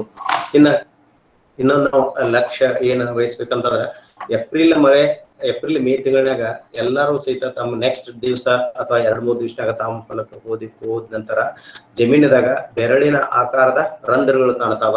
ಆ ರಂಧ್ರಗಳು ಹಿಂಗ್ ನೋಡಿದ್ವಿ ಅಂತಂದ್ರೆ ಅಲ್ಲಿಂದ ಇಲ್ಲಿಂದ ರಂಧ್ರ ಕಾಣಕತ್ತಿದ್ವು ಅಂತಂದ್ರ ಗೊನ್ನೆಗಳು ಹೊಲದಿಂದ ಜಮೀನಿನಿಂದ ಬಂದಿರಬಹುದು, ಅಥವಾ ಮತ್ತ ಅದ ಗಂಡು ಹೆಣ್ಣು ಅಥವಾ ಲೈಂಗಿಕ ಸಂಯೋಜನೆ ಹೊಂದಿ ತಿರುಗಿ ಭೂಮಿಯಾಗ ತತ್ತಿ ಇಡಾಕ್ ಹೋಗಿರ್ತದೆ ಹೆಣ್ಣ ಅನ್ನೋದನ್ನ ನಾವು ಲಕ್ಷಣ ವಹಿಸಬಹುದು. ಇದು ಬೆರಳಿನ ಆಕಾರದ ರಂಧ್ರ ಏನಿರ್ತಾವಲ್ಲ, ಇದ್ರ ಬಗ್ಗೆ ನಾವು ಇತ್ತು ಅಂದ್ರೆ ನಮ್ಮ ಹೊಲದಾಗ ಈ ಒಂದು ಬಾಧೆ ಐತಿ ಅನ್ನುವಂಥದ್ದು. ಯಾಕಂದ್ರೆ ಅವಾಗನ ನಾವ ಅದರದ ಏನ್ ನಿರ್ವಹಣಾ ಕ್ರಮ ಕೈಗೊಳ್ಬೇಕು ಅನ್ನೋದ್ರ ಬಗ್ಗೆ ನಿರ್ಧಾರ ಮಾಡ್ಕೊಳ್ಳೋದು ಬಹಳ ಅವಶ್ಯಕತೆ ಐತಿ. ಯಾಕಂದ್ರೆ ಸಾಮಾನ್ಯವಾಗಿ ನಾವು ಏನ್ ಮಾಡ್ಬೇಕಂದ್ರ ಕಬ್ಬಿಗೆ ಅಥವಾ ಯಾವುದೇ ಭೂಮಿಯಾಗಿ ಬರುವಂತಹ ಕೀಟಗಳು, ಇಲ್ಲೇ ಮೊದಲ ನಾ ಸ್ಪಡಿಸ್ತೀನಿ, ಯಾವುದೇ ಬೆಳೆಗಳಿಗೆ ಭೂಮಿಯಲ್ಲಿ ಅಥವಾ ಮಣ್ಣಿನ ಜೊತೆ ಇಟ್ಕೊಂಡು ನಮ್ಮ ಬೆಳೆಗಳಿಗೆ ಹಾನಿ ಮಾಡ್ತಾವ. ಆ ರೋಗ ಹಾಗೂ ಕೀಟ ಬಾಧೆಗಳನ್ನ ನಾವು ನಿರ್ವಹಣೆ ಮಾಡ್ಬೇಕಂತಂದ್ರ ಸಾಮಾನ್ಯವಾಗಿ ನಾವು ಆ ಬಾಧೆ ಬಂದ ನಂತರ ನಾವು ಏನಾದ್ರ ನಾವು ಕ್ರಮ ಕೈಗೊಳ್ಳಕ್ ಹೋಗ್ತೀವಿ ಅಂತಂದ್ರೆ ಸಾಧ್ಯ ಇಲ್ಲ.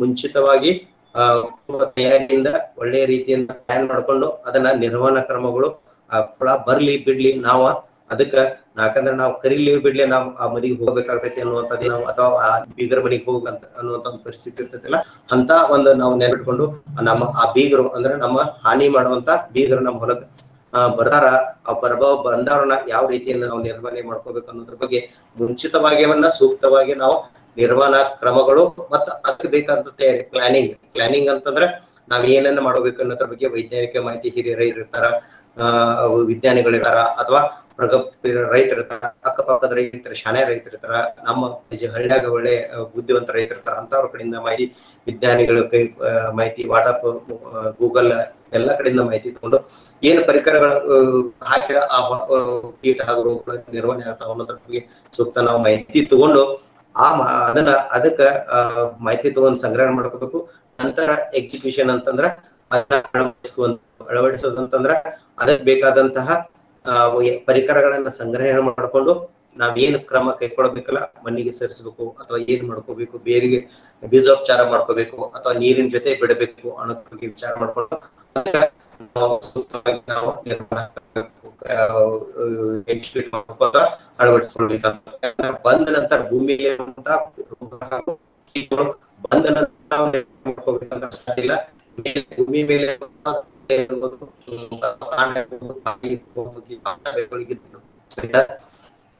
ಅದಕ್ಕ ಆಗ್ತದ್ರಿ. ಓಕೆ, ನೇರವಾಗಿ ನಿಮ್ದು ಆವಾಜ್ ಕಟ್ ಆಗತೈತ್ರಿ. ನಿಮ್ದು ಆವಾಜ್ ಕಟ್ ಆಗತೈತ್ರಿ. ಹಲೋ, ಅಂದ್ರೆ ಇದು ನಿಮ್ದು ಲ್ಯಾಗ್ ಆಗತೈತ್ರಿ ಆವಾಜ್. ಇಂಟರ್ನೆಟ್ ಸ್ಲೋ ಇರಬಹುದ್ರಿ ಬಹುಶಃ. ಸ್ಲೋ ಇರಬಹುದ್ರಿ. ಮಾಡ್ತೀನಿ.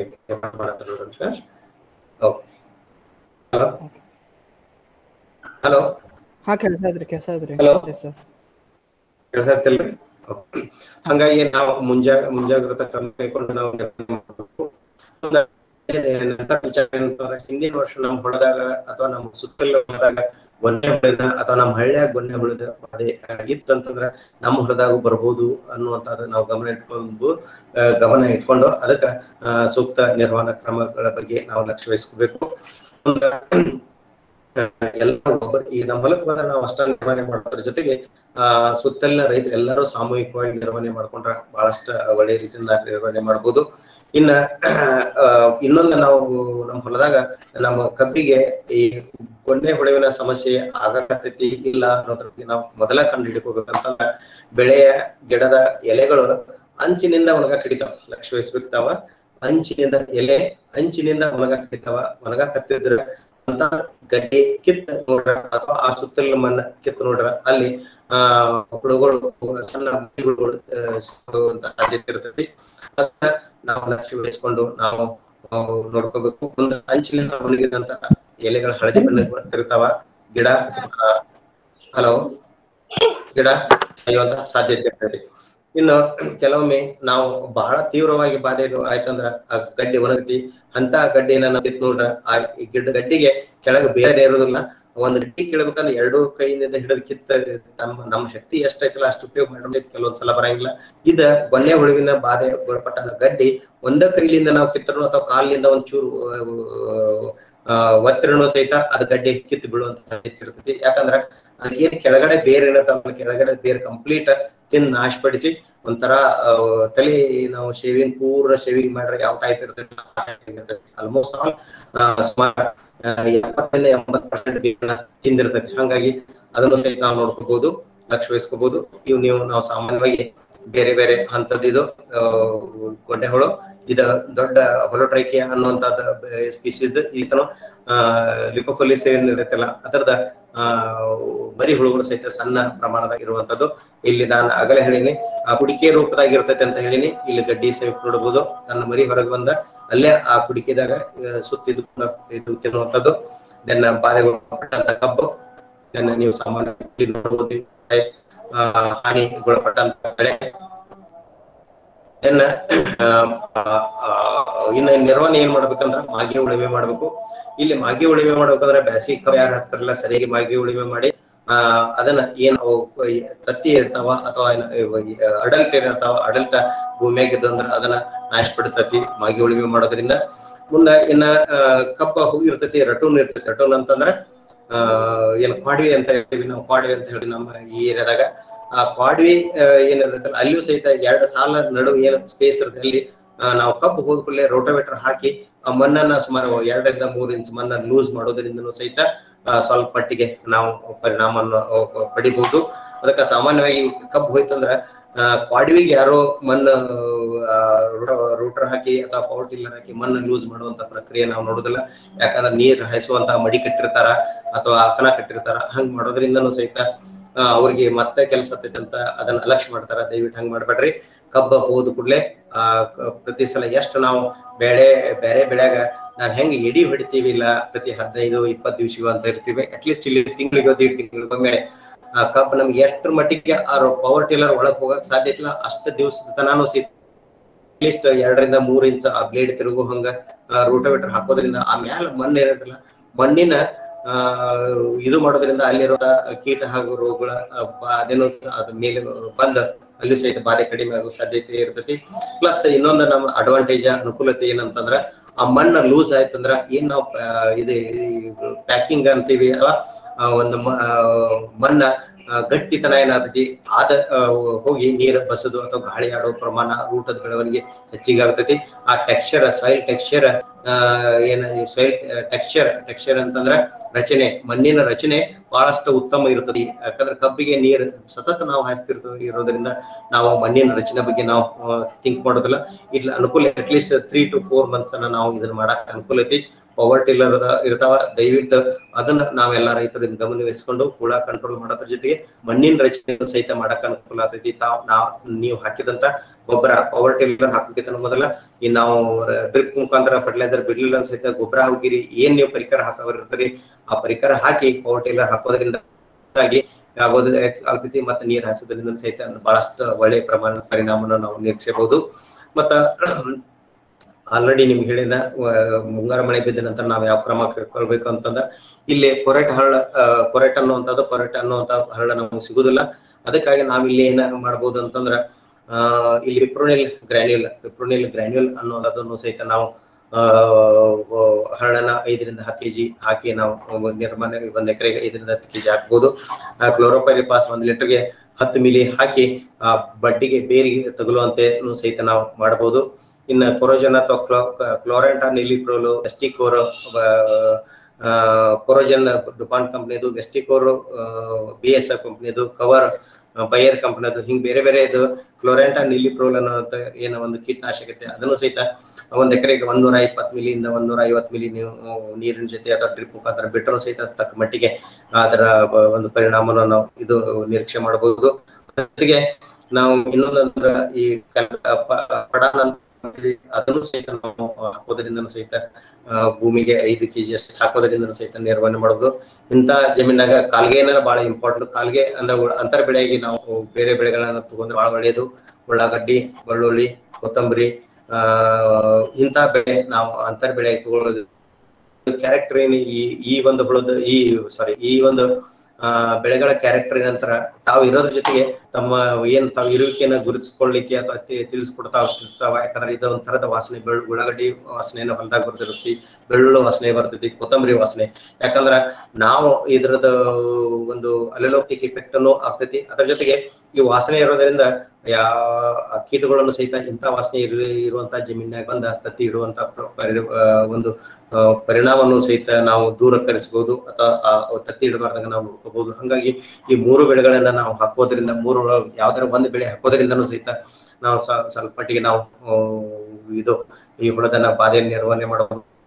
ಈ ಹುಳದ ಬಾಧೆ ಜಾಸ್ತಿ ಆಗ್ತೈತಿ ಅಂತ ಪ್ರದೇಶದಾಗ ಈ ಬೆಳೆ ಮಾಡೋದ್ರೆ, ಯಾಕಂದ್ರ 4.5, 5.5, 6.5 ಫೂಟ್ ಜಾಗ ಇರ್ತೈತಿ. ಅಂತಲ್ಲಿ ನಾವು ಈ ಕೊತ್ತಂಬರಿ ಇಂಥ ಬೆಳೆಗಳನ್ನ ಸಹಿತ ಇಲ್ಲ ಆಯ್ತು ಸಾಲಿನ ಮಧ್ಯದಾಗ ಸಹಿತ ಅಲ್ಲೊಂದು ಸಿಡಿಗಾಳ ಟೈಪ್ ಹಾಕಿದ್ರು ಸಹಿತ ಸಾಕಷ್ಟು ಪರಿಣಾಮವನ್ನು ನಾವು ನಿರೀಕ್ಷೆ ಮಾಡಬಹುದು. ಹೆಚ್ಚಿಗೆ ರಾಸಾಯನಿಕ ಗೊಬ್ಬರನ ನಾವು ಹಾಕೋಕ್ಕಿಂತ ಸಾರಜನಕ ಒಂದು ಇತಿಮಿತವಾಗಿ ಮಾಡಬೇಕು. ಅದ್ರ ಜೊತೆಗೆ ಜೈವಿಕ ಗೊಬ್ಬರಗಳನ್ನು ಸಹಿತ ಸಾಕಷ್ಟು ಮಟ್ಟಿಗೆ ಹಾಕಬೇಕು. ಅದಲ್ಲದ ಇನ್ನು ಈಗ ನಿಂತ ಕಬ್ಬಿನಾಗ ತೀವ್ರವಾದ ಬಾಧೆ ಇತ್ತಂತಂದ್ರ ಕಬ್ಬಿನ ಸತತವಾಗಿ 3 ದಿನಗಳವರೆಗೆ ನೀರು ನಿಲ್ಲುವಂತೆ ಅಥವಾ 24 ತಾಸು ನೀರು ನಿಲ್ಲುವಂತೆ ಮಾಡೋದ್ರಿಂದ ಸಹಿತ ಹುಳುಗಳ ಮೇಲೆ ಬಂದ ಸಾಯುವಂಥದ್ದು. ಇಲ್ಲೊಂದು ಅಡಾಪ್ ರೆಕಮೆಂಡೇಶನ್ ಅಥವಾ ಒಂದು ರೈತರ ಪದ್ಧತಿ ನಾವು ಅನ್ಬೋದು. ನಾವು ಇಂಥ ನೀರು ಬಿಡೋಕ್ಕಿಂತ ಪೂರ್ವದಾಗ ಯಾವ್ದೇ ಟೈಮ್ದಾಗ ಹುಳದ ಬಾಧೆ ಇತ್ತಂದ್ರ ಫಸ್ಟ್ ಡ್ರೈ ಸಾಯಿಲ್ನಾಗ ಕ್ಲೋರೋಪೈರಿಫಾಸ್ ಅಥವಾ ಲ್ಯಾಂಬ್ಡಾಸೈಲೋಥ್ರಿನ್ ಕೀಟನಾಶಕವನ್ನ, ಕ್ಲೋರೋಪೈರಿಫಾಸ್ ಆದ್ರೆ 1 ಲೀಟರ್ಗೆ 2 ರಿಂದ 3 ml ಹಾಕಬೇಕು.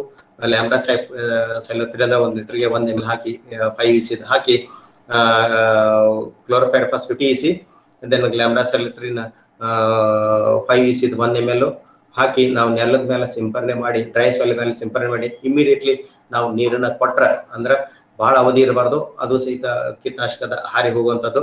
ಆ ಕೀಟನಾಶಕದ ಜೊತೆಗೆ ಏನು ಸ್ಟಿಕ್ಕರ್ ಹಾಕಿ ನಾವು ಸಿಂಪರಣೆ ಮಾಡಿ ನೆಲಕ್ಕೆ ಮಾಡಿದ ನಂತರ ಇಮಿಡಿಯೇಟ್ಲಿ ನೀರು ಹಾಯಿಸ್ತಂತಾರೆ.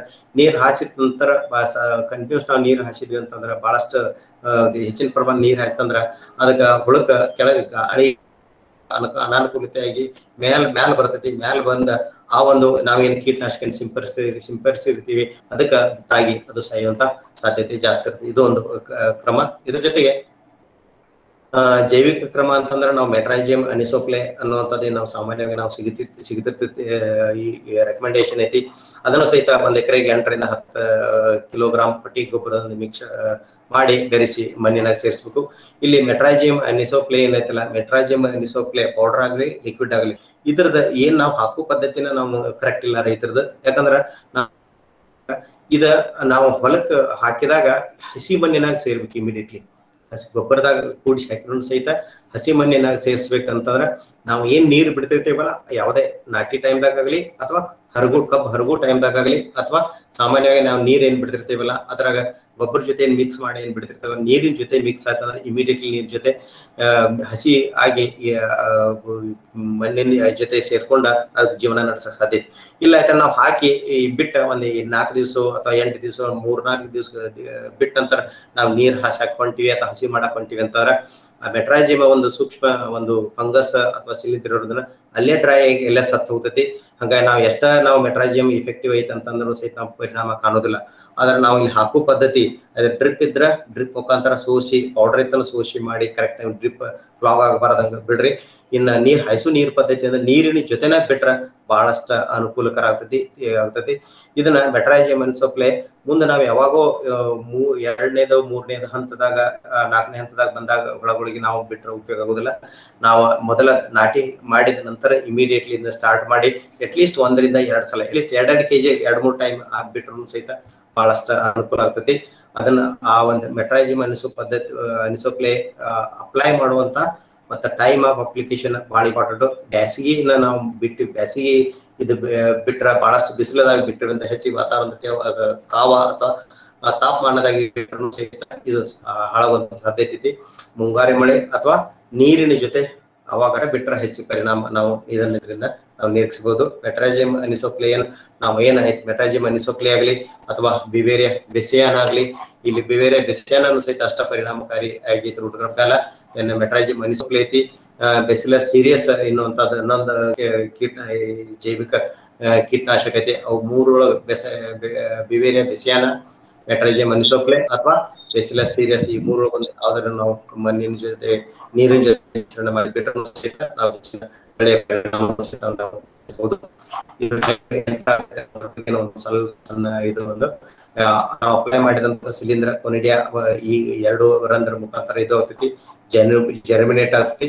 ಕ್ರಿಟಿಕಲ್ ಮುಖಾಂತರ ಒಳಗೋಗಿ ವೃದ್ಧಿಸಿ ಮತ್ತೆ ಆ ಹುಳ ಸತ್ತ ನಂತರ ಮತ್ತೆ ರೋಗಾಣುಗಳು ಫಾರ್ಮ್ ಆಗಿ ಮತ್ತೆ ನ್ಯಾಚುರಲ್ ಆಗಿ ನಾವು ಅದರ ಉತ್ಪಾದನೆಯಾಗಿ ಮತ್ತೆ ನಮ್ಮ ಭೂಮಿಯಾಗ ಹೆಚ್ಚಿನ ಸಂಖ್ಯೆಯಲ್ಲಿ ಈ ಅನಿಸೋಕ್ಲೆ ಹೆಚ್ಚಿನ ಪ್ರಮಾಣದಾಗ ಲಭ್ಯತೆ ಆಗ್ತೈತೆ ಅನ್ನುವಂಥದ್ದು.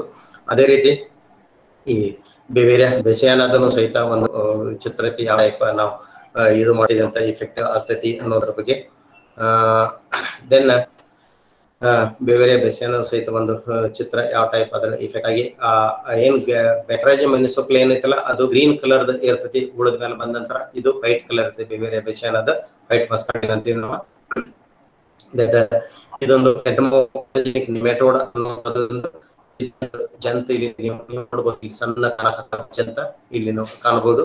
ಇಲ್ಲಿ ಒಳಗ ಲಕ್ಷ ವಹಿಸುತ್ತ ನಿಮ್ಮ ನೋಡ್ರ ಇಲ್ಲಿ ಸಣ್ಣ 106 ಲಕ್ಷ ಕೋಟಿಗಟ್ಟಲೆ ಆ ಜಂತುಗಳು ನಾವು ಹೊಟ್ಟೆಗೆ ಅಂತ ಜಂತು ಹುಡುಕ ಸಣ್ಣ ಪ್ರಮಾಣದ ಜಂತು ಕಣ್ಣಿಗೆ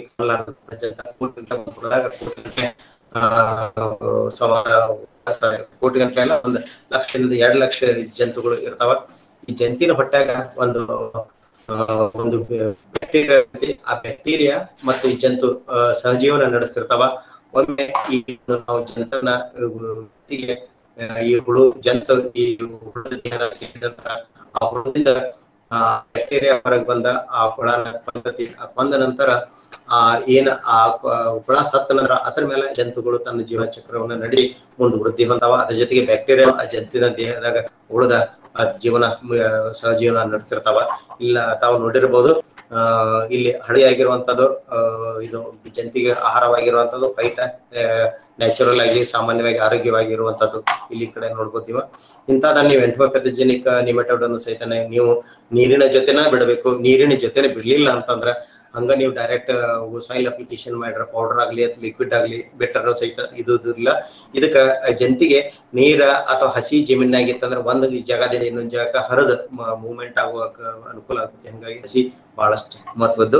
ಅದಕ್ಕೆ ದಯವಿಟ್ಟು ಇದನ್ನ ನೀವು ತಾವೆಲ್ಲ ಲಕ್ಷ್ಯ ಇಟ್ಕೊಂಡು ನೀರು ಯಾವ ನೀವು ಮಣ್ಣಿಗೆ ಸೇರಿಸುವಂತ ಜೀವಾಣುಗಳು ಅಥವಾ ಜೈವಿಕ ವಸ್ತುಗಳನ್ನ ನಾವು ಮಾಡ್ಬೇಕಾದ್ರೆ ನೀರು ಅದಕ್ಕೆ ಅವಶ್ಯಕತೆ ಐತಿ. ನೀರಿನ ಲಭ್ಯತೆ ನೀರಿನ ಚಲನೆ ಬಹಳ ಅವಶ್ಯಕತೆ ಐತಿ. ಇದ್ರ ನಾವು ಸೊಳ್ಳೆ ಆಗಿರುವಂತ ರೋಗ ಹಾಗೂ ಕೀಟಗಳನ್ನ ಈ ಜೈವಿಕ ವಸ್ತುವಿನಿಂದ ನಾವು ನಿರ್ವಹಣೆ ಮಾಡಕ್ ಸಾಧ್ಯತೆ ಪರಿಣಾಮಕಾರಿಯಾಗಿ.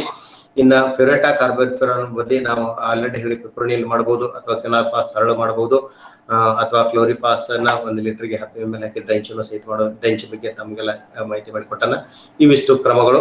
ಇನ್ನೊಂದು ಮುಖ್ಯ ಕೀಟ, ಆ ಕೀಟದ ಬಗ್ಗೆ ಸ್ವಲ್ಪ ಮಟ್ಟಿಗೆ ಹೇಳ್ಬೇಕಂತೀನಿ. ಒಂದು ವೈಟ್ ಹುಲಿ ಅಫಿಡ್ ಬಗ್ಗೆ ಸಾಮಾನ್ಯವಾಗಿ ಎಲ್ಲಾ ಕಡೆನೂ ಸಹಿತ ವೈಟ್ ಹುಲಿ ಅಫಿಡ್ ನಮ್ಮ ಭಾಗದಾಗ ಕಂಡೈತಿ. ವೈಟ್ ಹುಲಿ ಅಫಿಡ್ ಯಾವ ತರ ಇರ್ತೈತಿ ಬಾಧೆಗೊಳಪಟ್ಟಂತದ್ದು. ಇದು ಯಾವ ತರ ಬಿಳಿ ಉಣ್ಣೆ ಹೆಣ್ಣಿನ ಸಮಸ್ಯೆ ತಾವು ನೋಡ್ಬೋದು. ಕಬ್ಬಿ ಜೋಳದ ಮೇಲೆ ನೋಡ್ಬೋದು, ಗೊಂಜಾಳ ಮೇಲೆ ನೋಡ್ಬೋದು, ಹುಲ್ಲಿನ ಮೇಲೆ ನೇಪಿಯರ್ ಹುಲ್ಲಿನ ಮೇಲೆ ನಾವು ನೋಡ್ಬೋದು. ಇನ್ನ ಯಾವ ತರ ಇದು ಐತೆ ಅನ್ನೋದ್ರ ಬಗ್ಗೆ ತಾವೆಲ್ಲ ಇದ್ರ ಬಗ್ಗೆ ಬಹಳ ಎಕ್ಸ್ಪ್ಲೈನ್ ಮಾಡೋದಿಲ್ಲ. ಯಾಕಂದ್ರೆ ನಿಮ್ಗೆಲ್ಲ ಇದನ್ನ 2 ತರದ ಪರಿಣಾಮವನ್ನು ನಮ್ ಕಬ್ಬಿನ ಬೆಳೆ ಮೇಲೆ ಮಾಡ್ತೈತಿ. ಒಂದು ಎಲೆಯ ಕೆಳಭಾಗದಾಗಿದ್ದ ರಸ ಹೀರೋದ್ರಿಂದ ಆ ಎಲೆದಾಗಿರುವಂತ ಏನ ಪೋಷಕಾಂಶಗಳಿರತ್ತ ಹೀರಿ ತಾನು ಬೆಳೆದು ಆ ಎಲೆಗಳನ್ನ ವೀಕ್ ಮಾಡ್ತೈತಿ. ಅದ ತಾನ ಈ ಬಿಳೆವನ್ನೇ ಹೀನ ತಾನು ಬೆಳೆಯುವ ಹಂತದಾಗ ತನ್ನ ದೇಹದಿಂದ ಒಂದು ಅಂಟಾದ ಜಿಗುಟ ದ್ರವ ಸಿಹಿ ದ್ರವ ಹೊರಗೆ ಹಾಕ್ತೈತಿ. ಆ ಸಿಹಿ ದ್ರವ ಈ ಮೇಲಿನ ಎಲೆ ಮ್ಯಾಲಿದ್ದಂತದ ಇಲ್ಲಿ ಕೆಳಗಿನ ಎಲೆಗಳ ಮೇಲೆ ಬಿದ್ದಂತ ಅಂಟಾದ ಸಿಹಿ ದ್ರವ ಬೀಳೋದ್ರಿಂದ ಅದ್ರ ಮೇಲೆ ಕಪ್ಪು ಬೂಸ್ಟ್ ಬೆಳಿತೈತಿ. ಕಪ್ಪು ಬೂಸ್ಟ್ ಬೆಳೆಯೋದ್ರಿಂದ ಒಂದು ಎಲೆಗಳ ಮ್ಯಾಲ ಕಪ್ಪು ಬೂಸ್ಟ್ ಬೆಳೆದ ಸೂರ್ಯಪ್ರಕಾಶದ ಸೂರ್ಯನ ಕಿರಣ ಹೀರ್ಕೊಳ್ಳೋಕೆ ತೊಂದರೆಯಾಗಿ ಎಲೆಯ ಆಹಾರ ಉತ್ಪಾದನೆ ಕಡಿಮೆ ಆಗ್ತೈತಿ. ಇನ್ನ ಇದ್ದಟ್ಟ ಆಹಾರ ಪೋಷಕಾಂಶಗಳು ಬೇರೆ ಬಂದಂತ ಪೋಷಕಾಂಶಗಳು ಉತ್ಪಾದನೆ ಅಂತ ಆಹಾರನ ಈ ಒಂದು ಬೆಳೆವನ್ನಿ ಏನು ಹೀರ್ಕೊಳ್ಳೋದ್ರಿಂದ ಆ ಬೆಳೆ ಎಲೆಗಳ ಬೆಳವಣಿಗೆ ಕುಂಠಿತ ಆಗ್ತೈತಿ. ಬಹಳ ತೀವ್ರತೆ ಆತಂದ್ರೆ ಎಲೆ ಒಣಗಿ ಹಳದಿಯಾಗಿ ಎಲೆ ಒಣಗಿ ಸಾಯುವಂತ ಸಾಧ್ಯತೆ ಇರುತ್ತೆ. ಹಾಗಾಗಿ ದಯವಿಟ್ಟು ತಾವು ಇದನ್ನ ಮುಂಚಿತ ಕ್ರಮವಾಗಿನ ನಾವು ಇದು ಮಾಡಬಹುದು. ಇಲ್ಲಿ ಒಂದು ಹೆಲ್ದಿ ಕ್ರಾಪ್ ಅಂತ ಕೊಟ್ಟಾರ, ಇಲ್ಲಿ ಇನ್ಫೆಕ್ಟೆಡ್ ಕ್ರಾಪ್ ಅಂತ ಎರಡು ಚಿತ್ರ ಬ್ಲಾಕ್ ಸರ್ಕಲ್ ಐತಿ. ಇನ್ಫೆಕ್ಟೆಡ್ ಕ್ರಾಪ್ ಇದ್ರು ಇಲ್ಲಿ ಏನೇ ಬ್ಲಾಕ್ ಸರ್ಕಲ್ ಅನ್ನ ನಾವು ನೋಡಬಹುದು. ಇಂತ ಸ್ವಲ್ಪ ಮಟ್ಟಿಗೆ ಹೊಲದಾಗ ಜಗನ ಫಸ್ಟಿಗೆ ಅಲ್ಲಿಂದ ಬರ್ತಿರ್ತೈತಿ. ಕಬ್ಬು ಹೆಚ್ಚಿದೆ ಅಂತ ಸುತ್ತ ಒಡ್ಡಿನ ಮೇಲೆ ತಿರುಗಾಡಿ ಬಂದ್ರೆ ಆಗುದಿಲ್ಲ.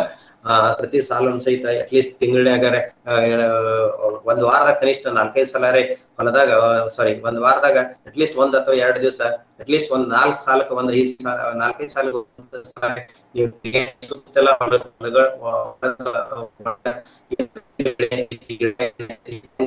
ಬಗ್ಗೆ ನಾವು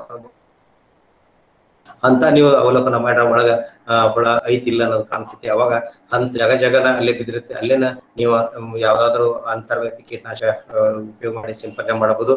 ಅಸ್ಪೇಟ್ ಅನ್ನುವಂಥದ್ದು ಹೆಚ್ಚು ಪರಿಣಾಮಕಾರಿ ಐತಿ. ಕ್ಲೋರೋಪೈರಿಫಾಸ್ ಬಹಳಷ್ಟು ಹೆಚ್ಚಿನ ಪ್ರಮಾಣದ ಹಾಕಿ ಹೊಡೆದ್ರೆ ಎಲೆ ಸುಡುವಂತ ಸಾಧ್ಯತೆ ಐತಿ. ಪಿಪ್ರೋನಿಲ್ 1 ಲೀಟರ್ 1 ml ಹಾಕಬಹುದು. ಸಾಕಷ್ಟು ಹೊಸ ಕೀಟನಾಶಕಗಳು ಬಂದಾವ. ಆ ಕೀಟನಾಶಕಗಳನ್ನು ಸಹಿತ ನಾವು ಅಸ್ಟಾಮಿಪ್ರೈಡ್ ಸಿಂಪಡಣೆ ಮಾಡೋದು ಸಹಿತ ಹೋಗ್ತೈತಿ. ಥೈಮೆಥಾಕ್ಸಾಮ್ ಸಿಂಪಡಣೆ ಮಾಡೋದು ಸಹಿತ ಈ ಇದಿರ್ತ ಅತಿ ಸೂಕ್ಷ್ಮವಾದಂತ ಕೀಟ. ಅದು ಹೆಚ್ಚಿನ ಪ್ರಮಾಣದ ವೃದ್ಧಿ ಆಗೋದ್ರಿಂದ ನಾವು ಹೆಚ್ಚು ಟೈಮ್ ಇದನ್ನ ನಾವು ಕಂಟ್ರೋಲ್ ಮಾಡಕ್ ನಾವು ಪ್ರಯತ್ನ ಪಡಬೇಕು.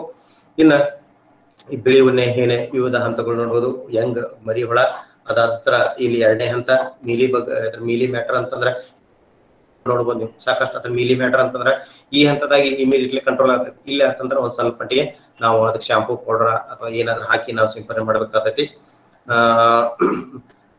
ಬಯೋ ಕಂಟ್ರೋಲ್ ಇಲ್ಲಿ ನಾವು ಈಗ ಮಾಡಿದ್ರು ಸಹಿತ ಬಹಳ ಒಳ್ಳೇದು. ಆ ಬಯೋ ಕಂಟ್ರೋಲ್ ಕಾಸ್ಟ್ ಎಫೆಕ್ಟಿವ್ ಇರ್ತೈತಿ, ಎಕೋ ಫ್ರೆಂಡ್ಲಿ ಇರ್ತೈತಿ, ಈಜಿಲಿ ಅಡಾಪ್ಟೇಬಲ್ ಇರ್ತೈತಿ. ಬೇರೆಗಳು ನಮ್ಮ ಆ ಹೊಲದಾಗ ಎಷ್ಟು ತರ ನ್ಯಾಚುರಲ್ ನಿಮ್ಗಳು ಅದಾವ ಅನ್ನೋದ್ರ ಬಗ್ಗೆ ನಾವು ನೋಡ್ಬೋದು. ಡೈಫಾ ಎಪಿಡಿವರ ಮತ್ತು ಮೈಕ್ರೋಮಸ್ ಹೆಚ್ಚು ಪರಿಣಾಮಕಾರಿಯಾಗಿ ನಮ್ಮ ಹೊಲದಾಗ ಕಂಡು ಬರುವುದು. ಅನ್ನುವಂಥದ್ದು ಒಂದು ಹೆಚ್ಚು ಸಿಲಿಂಡರ್ ನಾವು ನೋಡಬಹುದು. ಇದನ್ನ ಮೆಟ್ರಾಜಿಯಂ, ಅನಿಸೋಕ್ಲೆ, ವರ್ಟಿಸಿಲಿಯಂ, ಬೆವೇರಿಯಾ ಇವು ಅಷ್ಟೊಂದು ಇಫೆಕ್ಟಿವ್ ಇಲ್ಲ. ಆದರೂ ಸಹಿತ ಈ ಅಕ್ರೋಮನಿ, ಜೈಲೋನಿಕಮ್ ಹೆಚ್ಚಿನ ಪ್ರಮಾಣದಾಗ ನಾವು ನೋಡ್ಬೋದು. ಡೈಫಾ ಎಪಿಡಿವರ ಅಂತಂದ್ರೆ ಇನ್ನೊಂದು ಏನ ಅಂತಂದ್ರೆ ಇಲ್ಲಿ ಅದು ಜಾಡ್ಗುಡಿ ಕಟ್ಟಿದಂಗ ಅಂದ್ರೆ ಜೇಡರ ಬಲಿ ಕಟ್ಟಿದಂಗ ಇರ್ತೈತಿ. ಅದನ್ನ ನಾವು ಕೆದರ್ಕೋತ್ ಹೋದ್ ನೋಡ್ರ ಒಳಗ ಹುಳ ಈ ಒಂದು ಏನ್ ನಾವು ಜೋಳದಾಗ ಹುಳ ಏನಂತೀವಿ ಬಾಲ್ಹುಳ ಏನಂತೀವಿ ಅಂತ ಹುಳ ಮೇಯ್ತಿರುತ್ತೆ. ಹೊರಗೆ ಕಾಣಂಗಿಲ್ಲ, ಒಳಗ ಹುಳುಗಳನ್ನ ತಿಂದು ನಾಶಪಡಿಸುವಂತದ್ದು. ಹಂಗಾಗಿ ಈಗ ನಾವು ಮುಂಚಿತವಾಗಿ ನಾವು ಏನಾದ್ರೂ ನಿರ್ವಹಣೆ ಕ್ರಮ ಕೈಗೊಳ್ಳಕ್ ಅಂತಂದ್ರೆ ಈ ಹುಳುಗಳು ಬದುಕಂಗಿಲ್ಲ. ನಮ್ಮ ಹೊಲಕ್ಕೆ ಫಸ್ಟ್ ಪೀಡಿಗಳು ಬರಬೇಕು. ಆಮೇಲೆ ನಾವು ಫ್ರೆಂಡ್ಲಿ ಅಥವಾ ನೈಸರ್ಗಿಕ ಶತ್ರುಗಳು ಅಥವಾ ರೈತರ ಮಿತ್ರಗಳು ಬರ್ತಾವ. ಇಂಥವನ್ನ ಸಹಿತ ನಾವು ತಂದು ಬಿಡ್ಬೋದು ಅಥವಾ ನಮ್ಮ ಹೊಲದಾಗ ನಾವು ಅಭಿವೃದ್ಧಿ ಮಾಡಬಹುದು, ಮಾಡಿನ ಸಹಿತ ಬಿಡ್ಬೋದು. ನಾವು ಇದು ಇನ್ನೊಂದು ಅಂತಂದ್ರೆ ಇದು ಡೈಫಾ ಎಪಿಡಿವರ ಅನ್ನುವಂಥದ್ದು ಬಾಲ್ಹುಳ ಟೈಪ್ ಲಕ್ಷ್ಯ ವಹಿಸ್ಕೋಬೇಕು. ಇದನ್ನ ನೀವು ನಿಮ್ಮ ಹೊಲದಾಗ ನೀವು ಕಂಡು ಹಿಡಿಬೇಕಂತಂದ್ರೆ ಆ ಒಂದು ಈ ಬಿಳಿ ಹುಣ್ಣೆಯನ್ನ ಒಂದು ಕಡ್ಡಿ, ಈ ಬಿಳಿ ಹುಣ್ಣೆ ಎಲ್ಲಿ ಇರ್ತೈತೆ ಅಂದ್ರೆ ಆ ಎಲೆಯ ನರದ 2 ಸೈಡ್ ಇರ್ತೈತಿ ಹೆಚ್ಚದ. ಅದನ್ನ ನಾವು ಒಂದು ಕಡ್ಡಿಯಿಂದ ಹೀಗೆ ತೆಗೆದು ನೋಡ್ರೆ ಜಾಡ್ಗುಡಿ ಗತ್ಲೆ ಕಾಣಿಸಾಕತಿ, ಜೇಡರ ಬಲೆ ಗತ್ಲೆ ಕಾಣಿಸಾಕತಿ. ತೆಗೆದು ನೋಡ್ಕೊತ ಹೋದ್ರೆ ಕೆಳಗಲ್ಲಿ ಹುಳ ಇರ್ತೈತಿ. ಆ ಜೇಡರ ಬಲೆ ಟೈಪ್ ಇರ್ಲಿಲ್ಲ ಅಂದ್ರೆ ಅಲ್ಲಿ ಹುಳ ಇರೋದಿಲ್ಲ. ಅದನ್ನ ಸಾಮಾನ್ಯವಾಗಿ ಜೇಡರ ಬಲೆ ಗಟ್ಟಿತ್ತಂತಂದ್ರೆ ಈ ಹುಳನ ಇರ್ತೈತಿ ಅನ್ನೋದ್ರ ನಾವು ಲಕ್ಷ್ಯ ವಹಿಸ್ಕೋಬಹುದು. ಇನ್ನೊಂದು ನಮ್ಮ ಮಿತ್ರ ಅಂತಂದ್ರ ಮೈಕ್ರೋಮಸ್ ಅನ್ನುವಂಥದ್ದು ಮೊಸಳೆ ಆಕಾರದಾಗ ಇರ್ತೈತಿ. ಇವು ಸಹಿತ ಬಹಳಷ್ಟು ಸಂಖ್ಯೆದಾಗ ಇರ್ತಾವ. ಇವತ್ತನ್ನು ಸಹಿತ ಸ್ವಲ್ಪ ಮಟ್ಟಿಗೆ ನಾವು ರೈತರ ಪೇಷನ್ಸ್ ತಗೋದ್ರೆ ಇದನ್ನು ಸಹಿತ ವೃದ್ಧಿ ಆಗ್ತಾವ ನಮ್ಮ ಹೊಲದಾಗ. ಇದನ್ನ ಸಹಿತ ಇವೆರಡು, ಇದು ಮೈಕ್ರೋಮಸ್, ದೆನ್ ಡೈಫಾ, ದೆನ್ ಅಕ್ರೋಮಿನಿಯಂ, ಈ 3 ಒಂದು ನಮ್ಮ ಮಿತ್ರ ಏನದಾವಲ್ಲ ಇದರಿಂದ ನಮ್ಮ ನ್ಯಾಚುರಲ್ ಆಗಿ ಕಂಟ್ರೋಲ್ ಆಗುವಂತ ಸಾಧ್ಯತೆ ಇದೆ. ನಾವ್ ಎಷ್ಟ ರೈತರಾಗ್ಲಿ ಎಷ್ಟ ವಿಜ್ಞಾನಿಗಳು ಹೋರಾಟ ಮಾಡಿ ನಾವು ಆರ್ಟಿಫಿಷಿಯಲ್ ಆಗಲಿ ರಾಸಾಯನಿಕಗಳನ್ನಾಗಿ ಉಪಯೋಗ ಮಾಡಿ ನಾವು ಅದನ್ನ ಹತೋಟಿ ಮಾಡ್ತೀವಿ ಅಥವಾ ಕಂಟ್ರೋಲ್ ಮಾಡ್ತೀವಿ ಅನ್ನೋದು ಇಂಪಾಸಿಬಲ್. ನ್ಯಾಚುರಲ್ ಅಥವಾ ನೈಸರ್ಗಿಕವಾಗಿ ಕ್ರಮಗಳನ್ನ ನಮಗ ರಕ್ಷಣೆಗೆ ಬರ್ತಾವ. ಮೈಕ್ರೋಮಸ್ ನ್ಯಾಚುರಲ್ ಆಗಿ ಡೆವಲಪ್ ಆಗ್ತಾವ, ಡೈಫಾ ನ್ಯಾಚುರಲ್ ಡೆವಲಪ್ ಆಗ್ತಾವ.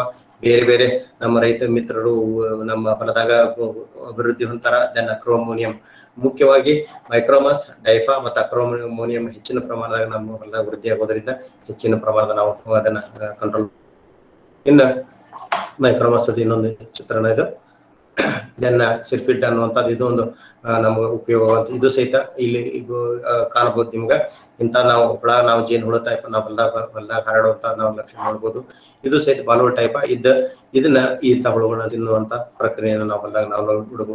ಇವೆಲ್ಲ ನಾವು ರೈತರು ಎಲ್ಲ ಏನ್ ಮಾಡ್ಬೇಕಂತಂದ್ರ ಆ ಹೊಲದಾಗ ಸುಮ್ಮನೆ ಎಲಿ ನೋಡೋದು, ಗಿಡ ನೋಡೋದು ಅಂತಲ್ಲ, ಲಕ್ಷಣವಾಗಿ ತೀಕ್ಷ್ಣವಾಗಿ ಅದನ್ನ ಪ್ರತಿಯೊಂದನ್ನು ಸಹಿತ ನಾವು ಶಿಸ್ತುಬದ್ಧ ತರ್ಕಬದ್ಧವಾಗಿ ನಾವು ಸೂಕ್ಷ್ಮವಾಗಿ ನಾವು ಅವಲೋಕನ ಮಾಡ್ಕೊಂಡ್ರೆ ಅಷ್ಟು ನಾವು ಸಾಧನೆ ಮಾಡಕ್ ಸಾಧ್ಯತೆ. ಹೊರತಾಗಿ ನಾವು ಕಬ್ಬ 10 ಎಕರೆ ಬೆಳೆಸಿದೀವಿ, 20 ಎಕರೆ ಬೆಳೆಸಿದೀವಿ, ಇಷ್ಟು ಗೊಬ್ಬರ ಹಾಕಿದೀವಿ, ಅಷ್ಟು ಗೊಬ್ಬರ ಹಾಕಿದೀವಿ, ನೀರು ಬಹಳಷ್ಟು ಹಾಸಿದೀವಿ, ಬಹಳಷ್ಟು ನಾವು ಡ್ರಿಪ್ ಹಾಕಿದೀವಿ ಅಂತಂದ್ರೆ ಆಗುದಿಲ್ಲ.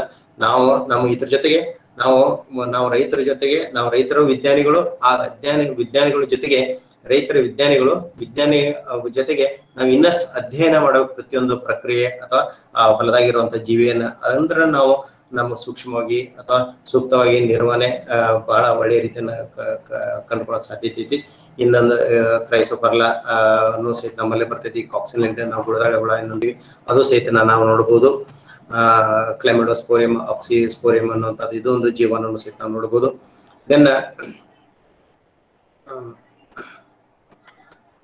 ಇನ್ನೊಂದು ಪ್ಯಾರಾಸೈಟ್, ಎನ್ ಕಾರ್ಸೆ ಪ್ಯಾರಾಸೈಟ್ ನೋಡಬಹುದು. ಇಲ್ಲಿ ಎಂಡೋಪೆಥೋಜೆನಿಕ್ ಫಂಗಸ್. ಇಲ್ಲಿ ನಾವು ಹೊಲಗೊಳದಾಗ ಬಿಳಿ ಉಣ್ಣಿ ಹೇನಿನ ಮೇಲೆ ಇಂಥ ಕಪ್ಪು ಶಿಲೀಂಧ್ರ ಬಂತಂದ್ರ ಅದಕ್ಕೆ ಅಕ್ರೋಮೋನಿಯಂ ಅನ್ನುವಂಥದ್ದು, ಅಕ್ರೋಮೋನಿಯಂ ಜೈಲೋನಿಕಮ್ ಅನ್ನುವಂಥದ್ದು ಶಿಲೀಂಧ್ರ. ಇದು ಹೊಲದಾಗಿರುವಂತ ಎಲೆಗಳನ್ನ ಹಿಂಗೆ ಬಿಳಿ ಉಣ್ಣಿ ಹೇನಿನ ಮೇಲೆ ಇಂಥ ಕಪ್ಪು ಶಿಲೀಂಧ್ರ ಕಂಡಿತಂತರ ಇಲ್ಲಿ ನೀವು ನೋಡಬಹುದು. ಈಚ ಕಡೆ ಫಸ್ಟ್ ರೋಗ ಇಲ್ಲಿ ಬಿಳಿ ಉಣ್ಣೆ ಏನೈತಿ, ಅದ್ರ ಮೇಲೆ ಕಪ್ಪು ಚಿಟ್ಟುಗಳು ಕಾಣಕತ್ತಾವ. ಇದು ಯಾವ್ದಂತಂದ್ರ ಈ ಹುಳುಗಳಿಗೆ ರೋಗ ಬರುವಂತ ರೋಗಾನು. ಇದು ಹುಳುಗಳಿಗೆ ರೋಗ ತರಿಸಿ ಕೊಲ್ತತಿ. ಇದು ನಮ್ಮ ಅಕ್ರೋಮೋನಿಯಂ ನಮ್ಮ ಹೊಲದಾಗ ಬಂತಂದ್ರ ಆರಾಮ್ ಈಜಿಯಾಗಿ ನಾವು ಈ ಕೈಟೂಲಿ ಬಗ್ಗೆ ನಿಶ್ಚಿಂತೆ ಇದ್ರು ನಡಿತೈತಿ. ಇಂಥ ನಮ್ಮ ಹೊಲದಾಗ ಇರ್ಲಂದ್ರೆ ಬೇರೆ ಹೊಲದಾಗ ಇತ್ತಂದ್ರೂ ಸಹಿತ ಬೇರೆಯವ್ರ ಹೊಲದಾಗ ಇಂಥ ಕಬ್ಬಿನ ತುಂಡುಗಳನ್ನ ನಾವು ಎಲೆಯ ತುಂಡುಗಳನ್ನ ಕತ್ತರಿಸ್ಕೊಂಡ್ ಬರ್ಬೇಕು. ಇದನ್ನ ಒಂದ್ ಸ್ವಲ್ಪ ಹ್ಯಾಂಡಲ್ ಮಾಡುವಾಗ ನಮ್ಮ ಕೈಗೆ ಗ್ಲೌಸ್ ಅಥವಾ ಪ್ಲಾಸ್ಟಿಕ್ ಚೀಲನ್ನ ಹಾಕೊಂಡು ಅದನ್ನ ಇದು ಮಾಡ್ಕೊಂಡು ನೇರವಾಗಿ ಅಕ್ರೋಮೋನಿಯಂ ಟಚ್ ಮಾಡಬಾರ್ದು. ಅಕ್ರೋಮೋನಿಯಂ ಟಚ್ ಮಾಡ್ರೂ ಸಹಿತ ಕೆಲವೊಂದು ದುಷ್ಪರಿಣಾಮಗಳದಾವ ಇದ್ರಾಗ. ಹಂಗಾಗಿ ಇದನ್ನ ಗ್ಲೌಸ್ ಅಲ್ಲೇ ಇದು ಮಾಡ್ಕೊಂಡು ಮೂಗಿಗೆ ಮಾಸ್ಕ್ ಹಾಕೊಂಡು ಇದನ್ನ ತಗೊಂಡ್ ಬಂದು ಸುಮಾರು ಎಲೆಗಳನ್ನ ನಮ್ಗೆ ಎಷ್ಟು ಸಾಧ್ಯತೆ ಅಷ್ಟೆಲ್ಲಿ ಸಂಗ್ರಹಣೆ ಮಾಡ್ಕೊಂಡು ಒಂದು 10 ಲೀಟರ್ ಬಕೆಟ್ದಾಗ ಎದ್ದಿ ಅದನ್ನ ತೆಗೆದ ಆಮೇಲೆ ಅದನ್ನ ಸೋಸಿ ಅದ್ರ ಈ ಅಕ್ರೋಮೋನಿಯಂ ಜೀವಾಣು ಇರ್ತೈತಿ. ಈ ಜೀವಾಣುನ ಅಷ್ಟ ಸಿಂಪರಣೆ ಮಾಡಿರೋ ಸಹಿತ 1 ಎಕರೆಕ ಸುಮಾರು 40-50 ಎಲೆ ಇದ್ರು ಸಹಿತ ನೀರಾಗಿ ತೆಗೆದ ಅದನ್ನ ರಸ ಸೋಸಿ ಇದು ಮಾಡಿರೋ ಸಹಿತ ಕೋಟಿ ಗಂಟಲೆ ಜೀವಾಣು ಇರ್ತಾವ. ಆ ಜೀವಾಣು ಸಿಂಪರಣೆ ಮಾಡೋದನ್ನ ನ್ಯಾಚುರಲ್ ಆಗಿ ಡೆವಲಪ್ ಆಗ್ತೈತಿ. ನಾವು ಈ ಒಂದು ಹುಳನ ಪರಿಣಾಮಕಾರಿಯಾಗಿ ಮತ್ತು ಅತಿ ಒಳ್ಳೆಯ ರೀತಿಯಿಂದ ನಾವು ನಿರ್ವಹಣೆ ಮಾಡಬಹುದು. ಇದು 9220 ಇದು ಸಸೆಪ್ಟೇಬಲ್ ವೆರೈಟಿ.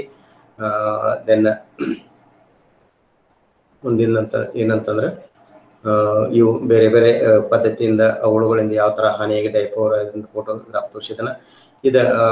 ಇಷ್ಟು ವಿಷಯಗಳ ಇನ್ನೊಂದು ಲಾಸ್ಟ್ ಏನೊಂದು ಒಂದು ಸ್ಲೈಡ್ ಐತಂದ್ರೆ ಇದು ಡೈಫಾದ್ ಹೆಂಗಿರ್ತೈತೆ ಅಂತಂದ್ರೆ ಡೈಫಾದ್ ಯಾವ ತರ ಜೇಡರ್ ಬೆಲೆ ಕಟ್ಟಿರ್ತೈತೆ ಅನ್ನೋದ್ರ ಬಗ್ಗೆ ನೀವು ವೆಬ್ ಲಿಂಕ್ಸ್ ಅಂತೀವಿ ನಮ್ಮ ಜೇಡರ್ ಬೆಲೆ ಅದನ್ನ ನೀವು ನೋಡ್ಬೋದು. ಇಲ್ಲಿ ಇದ್ರ ಪಕ್ಕಕ್ಕನ ಸಹಿತ ಅಕ್ರೋಮೋನಿಯಂ ಅಂತ ನಾವು ನೋಡ್ಬೋದು. ದೆನ್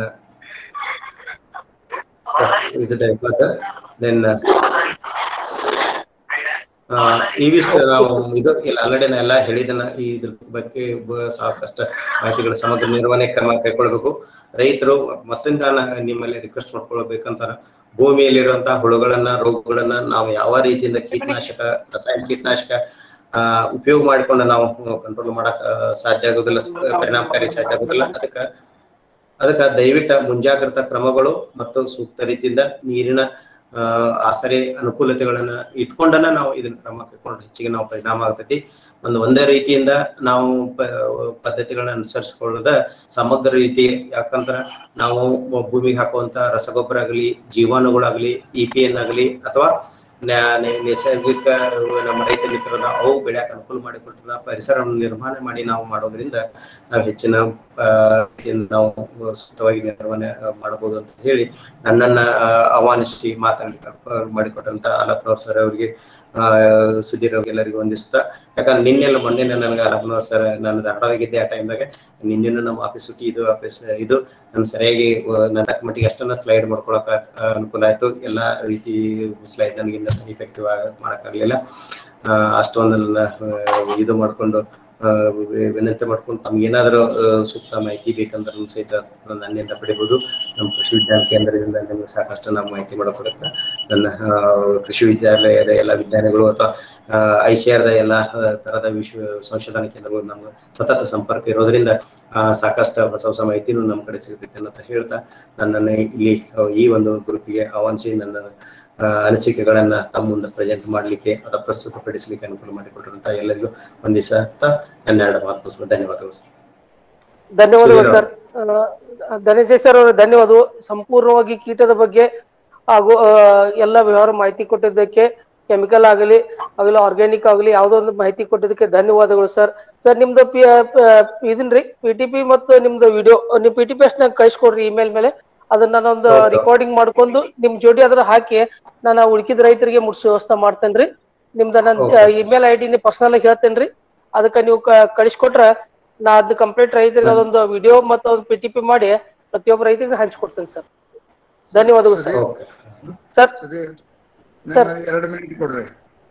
ಹಾ ಸರ್ ಹೇಳಿ. ಸುಧೀರ್ ಹೇಳಿ ಸರ್, ಹೇಳಿ ಸರ್.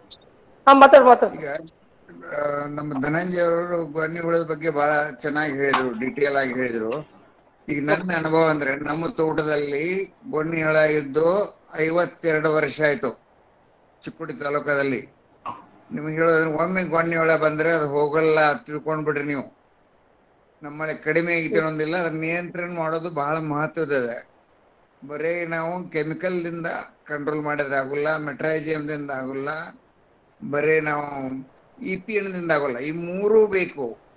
ಕೆಮಿಕಲ್ ಬೇಕು, ಮೆಟ್ರೈಜಿಯಂ ಬೇಕು, ಮತ್ತು EPN ಬೇಕು. ಇವು 3. ಮತ್ತು EPN ಮೆಟ್ರೈಜಿಯಂ ನಮ್ಮ ಸುಧೀರ್ ಅವರಲ್ಲಿ ಸಿಗ್ತಾವ, ಇಲ್ಲಾದ್ರೂ ತರಿಸ್ಕೊಡ್ತಾರ ಅವರು. ಈಗ ನನ್ನ ಅನುಭವ ಪ್ರಕಾರ ನಾನು ನಮ್ಮ ಪಕ್ಕದ ಸುತ್ತಮುತ್ತ ಎಲ್ಲ ರೈತರಲ್ಲಿ ಗೊಣ್ಣೆ ಹುಳ ಇದಾವ. ನಮ್ಮಲ್ಲಿ ಇಲ್ಲ. ನಮ್ಮಲ್ಲಿ ಯಾಕೆ 80 ಟನ್ 90 ಟನ್ ಬರ್ತದಂದ್ರೆ ಪ್ರತಿ ವರ್ಷ ಗೊಣ್ಣೆ ಉಳಿಸಲು 2,000 ರೂಪಾಯಿ ಖರ್ಚು ಮಾಡ್ತೇನೆ ನಾನು. ಕಡಿಮೆ ಅಂದ್ರೆ ಎಕರೆಗೆ 2,000 ರೂಪಾಯಿ ಖರ್ಚು ಮಾಡ್ತೀವಿ. ಅಂದ್ಕೂಡಲೇ ನಮ್ಮಲ್ಲಿ ನಿಯಂತ್ರಣದಾಗ ಮತ್ತು ಸಾವಯವ ಏನದಲ್ಲ, ನಮ್ಮ ಮೆಟ್ರೈಜಿಯಮ್ ಮತ್ತು EPN ಇದಾವ. ಇವು ಹಗಲು ರಾತ್ರಿ ಕೆಲಸ ಮಾಡ್ತಾವ.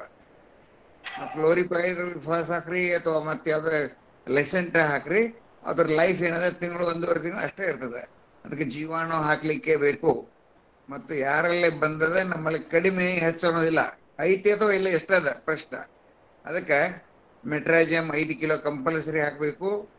ಮತ್ತು EPN 5 ಕಿಲೋ ಪ್ರತಿ ಎಕರೆಗೆ ಪೌಡರ್ ರೂಪದಲ್ಲಿ ಸಿಗ್ತದೆ, ಅದನ್ನು ಹಾಕಬೇಕು. 3 ಹಾಕಿದ್ರೆ ಮಾತ್ರ ನೀವು ಚೆನ್ನಾಗಿ ಮ್ಯಾನೇಜ್ಮೆಂಟ್ ಮಾಡಬಹುದು. ಮತ್ತೊಂದು, ನೀವು ಬದುವಿನ ಮೇಲೇನು ಔಷಧ ಹಾಕಬೇಕಾಗ್ತದೆ.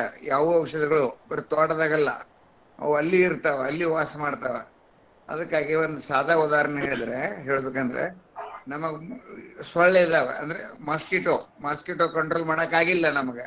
ಆದ್ರೆ ನಾವೇನ್ ಮಾಡ್ತೀವಿ, ನಮ್ಮ ಮನೆಯಲ್ಲಿ ಕಿಟಕಿ ಜಾಳಗಿ ಹಚ್ತೇವಿ ಅಥವಾ ಮಚ್ಚರದಾನಿ ಕಟ್ಕೋತೀವಿ. ಅದೇ ತರ ಸಾವಯವ ಏನು ಕೀಟನಾಶಕ ಇದಾವೆ ಅದನ್ನೆಲ್ಲ ಉಪಯೋಗ ಮಾಡಬೇಕು.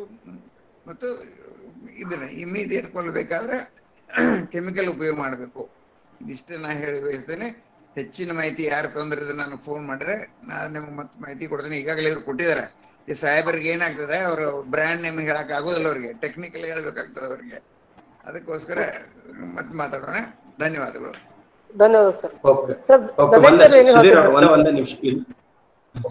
ಇಲ್ಲಿ ನಾವೆಲ್ಲ ಕಬ್ಬ್ ಅಂತಂದ್ರ ಕಬ್ಬಿನಾಗ ಕಬ್ಬ್ ಹೋದ ನಂತರ ರೌದಿ ಇರ್ತೈತಿ ಅಥವಾ ಕಳಿಗಿ ಹಿರ ಅಥವಾ ಇಲಿ ಹಿರದ ಮನ ಇಲಿ ಹಿರದ ಹಾಕ್ತಿವಿ. ಆ ರೌದಿ ನಿರ್ವಹಣೆ ಮಾಡೋದು ಬಹಳ ಅವಶ್ಯಕತೆ ಐತಿ. ಯಾಕಂದ್ರ ಗೊನ್ನೆ ಹುಳಕ ನಾವ್ ಅಂತೀವಿಲ್ಲ, ಅದ ಕಳಿತಂತ ವಸ್ತುಗಳನ್ನ ತಿಂದು ಬದುಕುವಂತದ್ದು. ಅದಕ್ಕ ನಾವು ಸಾಮಾನ್ಯವಾಗಿ ಇವ್ರು ಏನ್ ಮಾಡ್ತೀವಿ, ನಾವು ಇದನ್ನ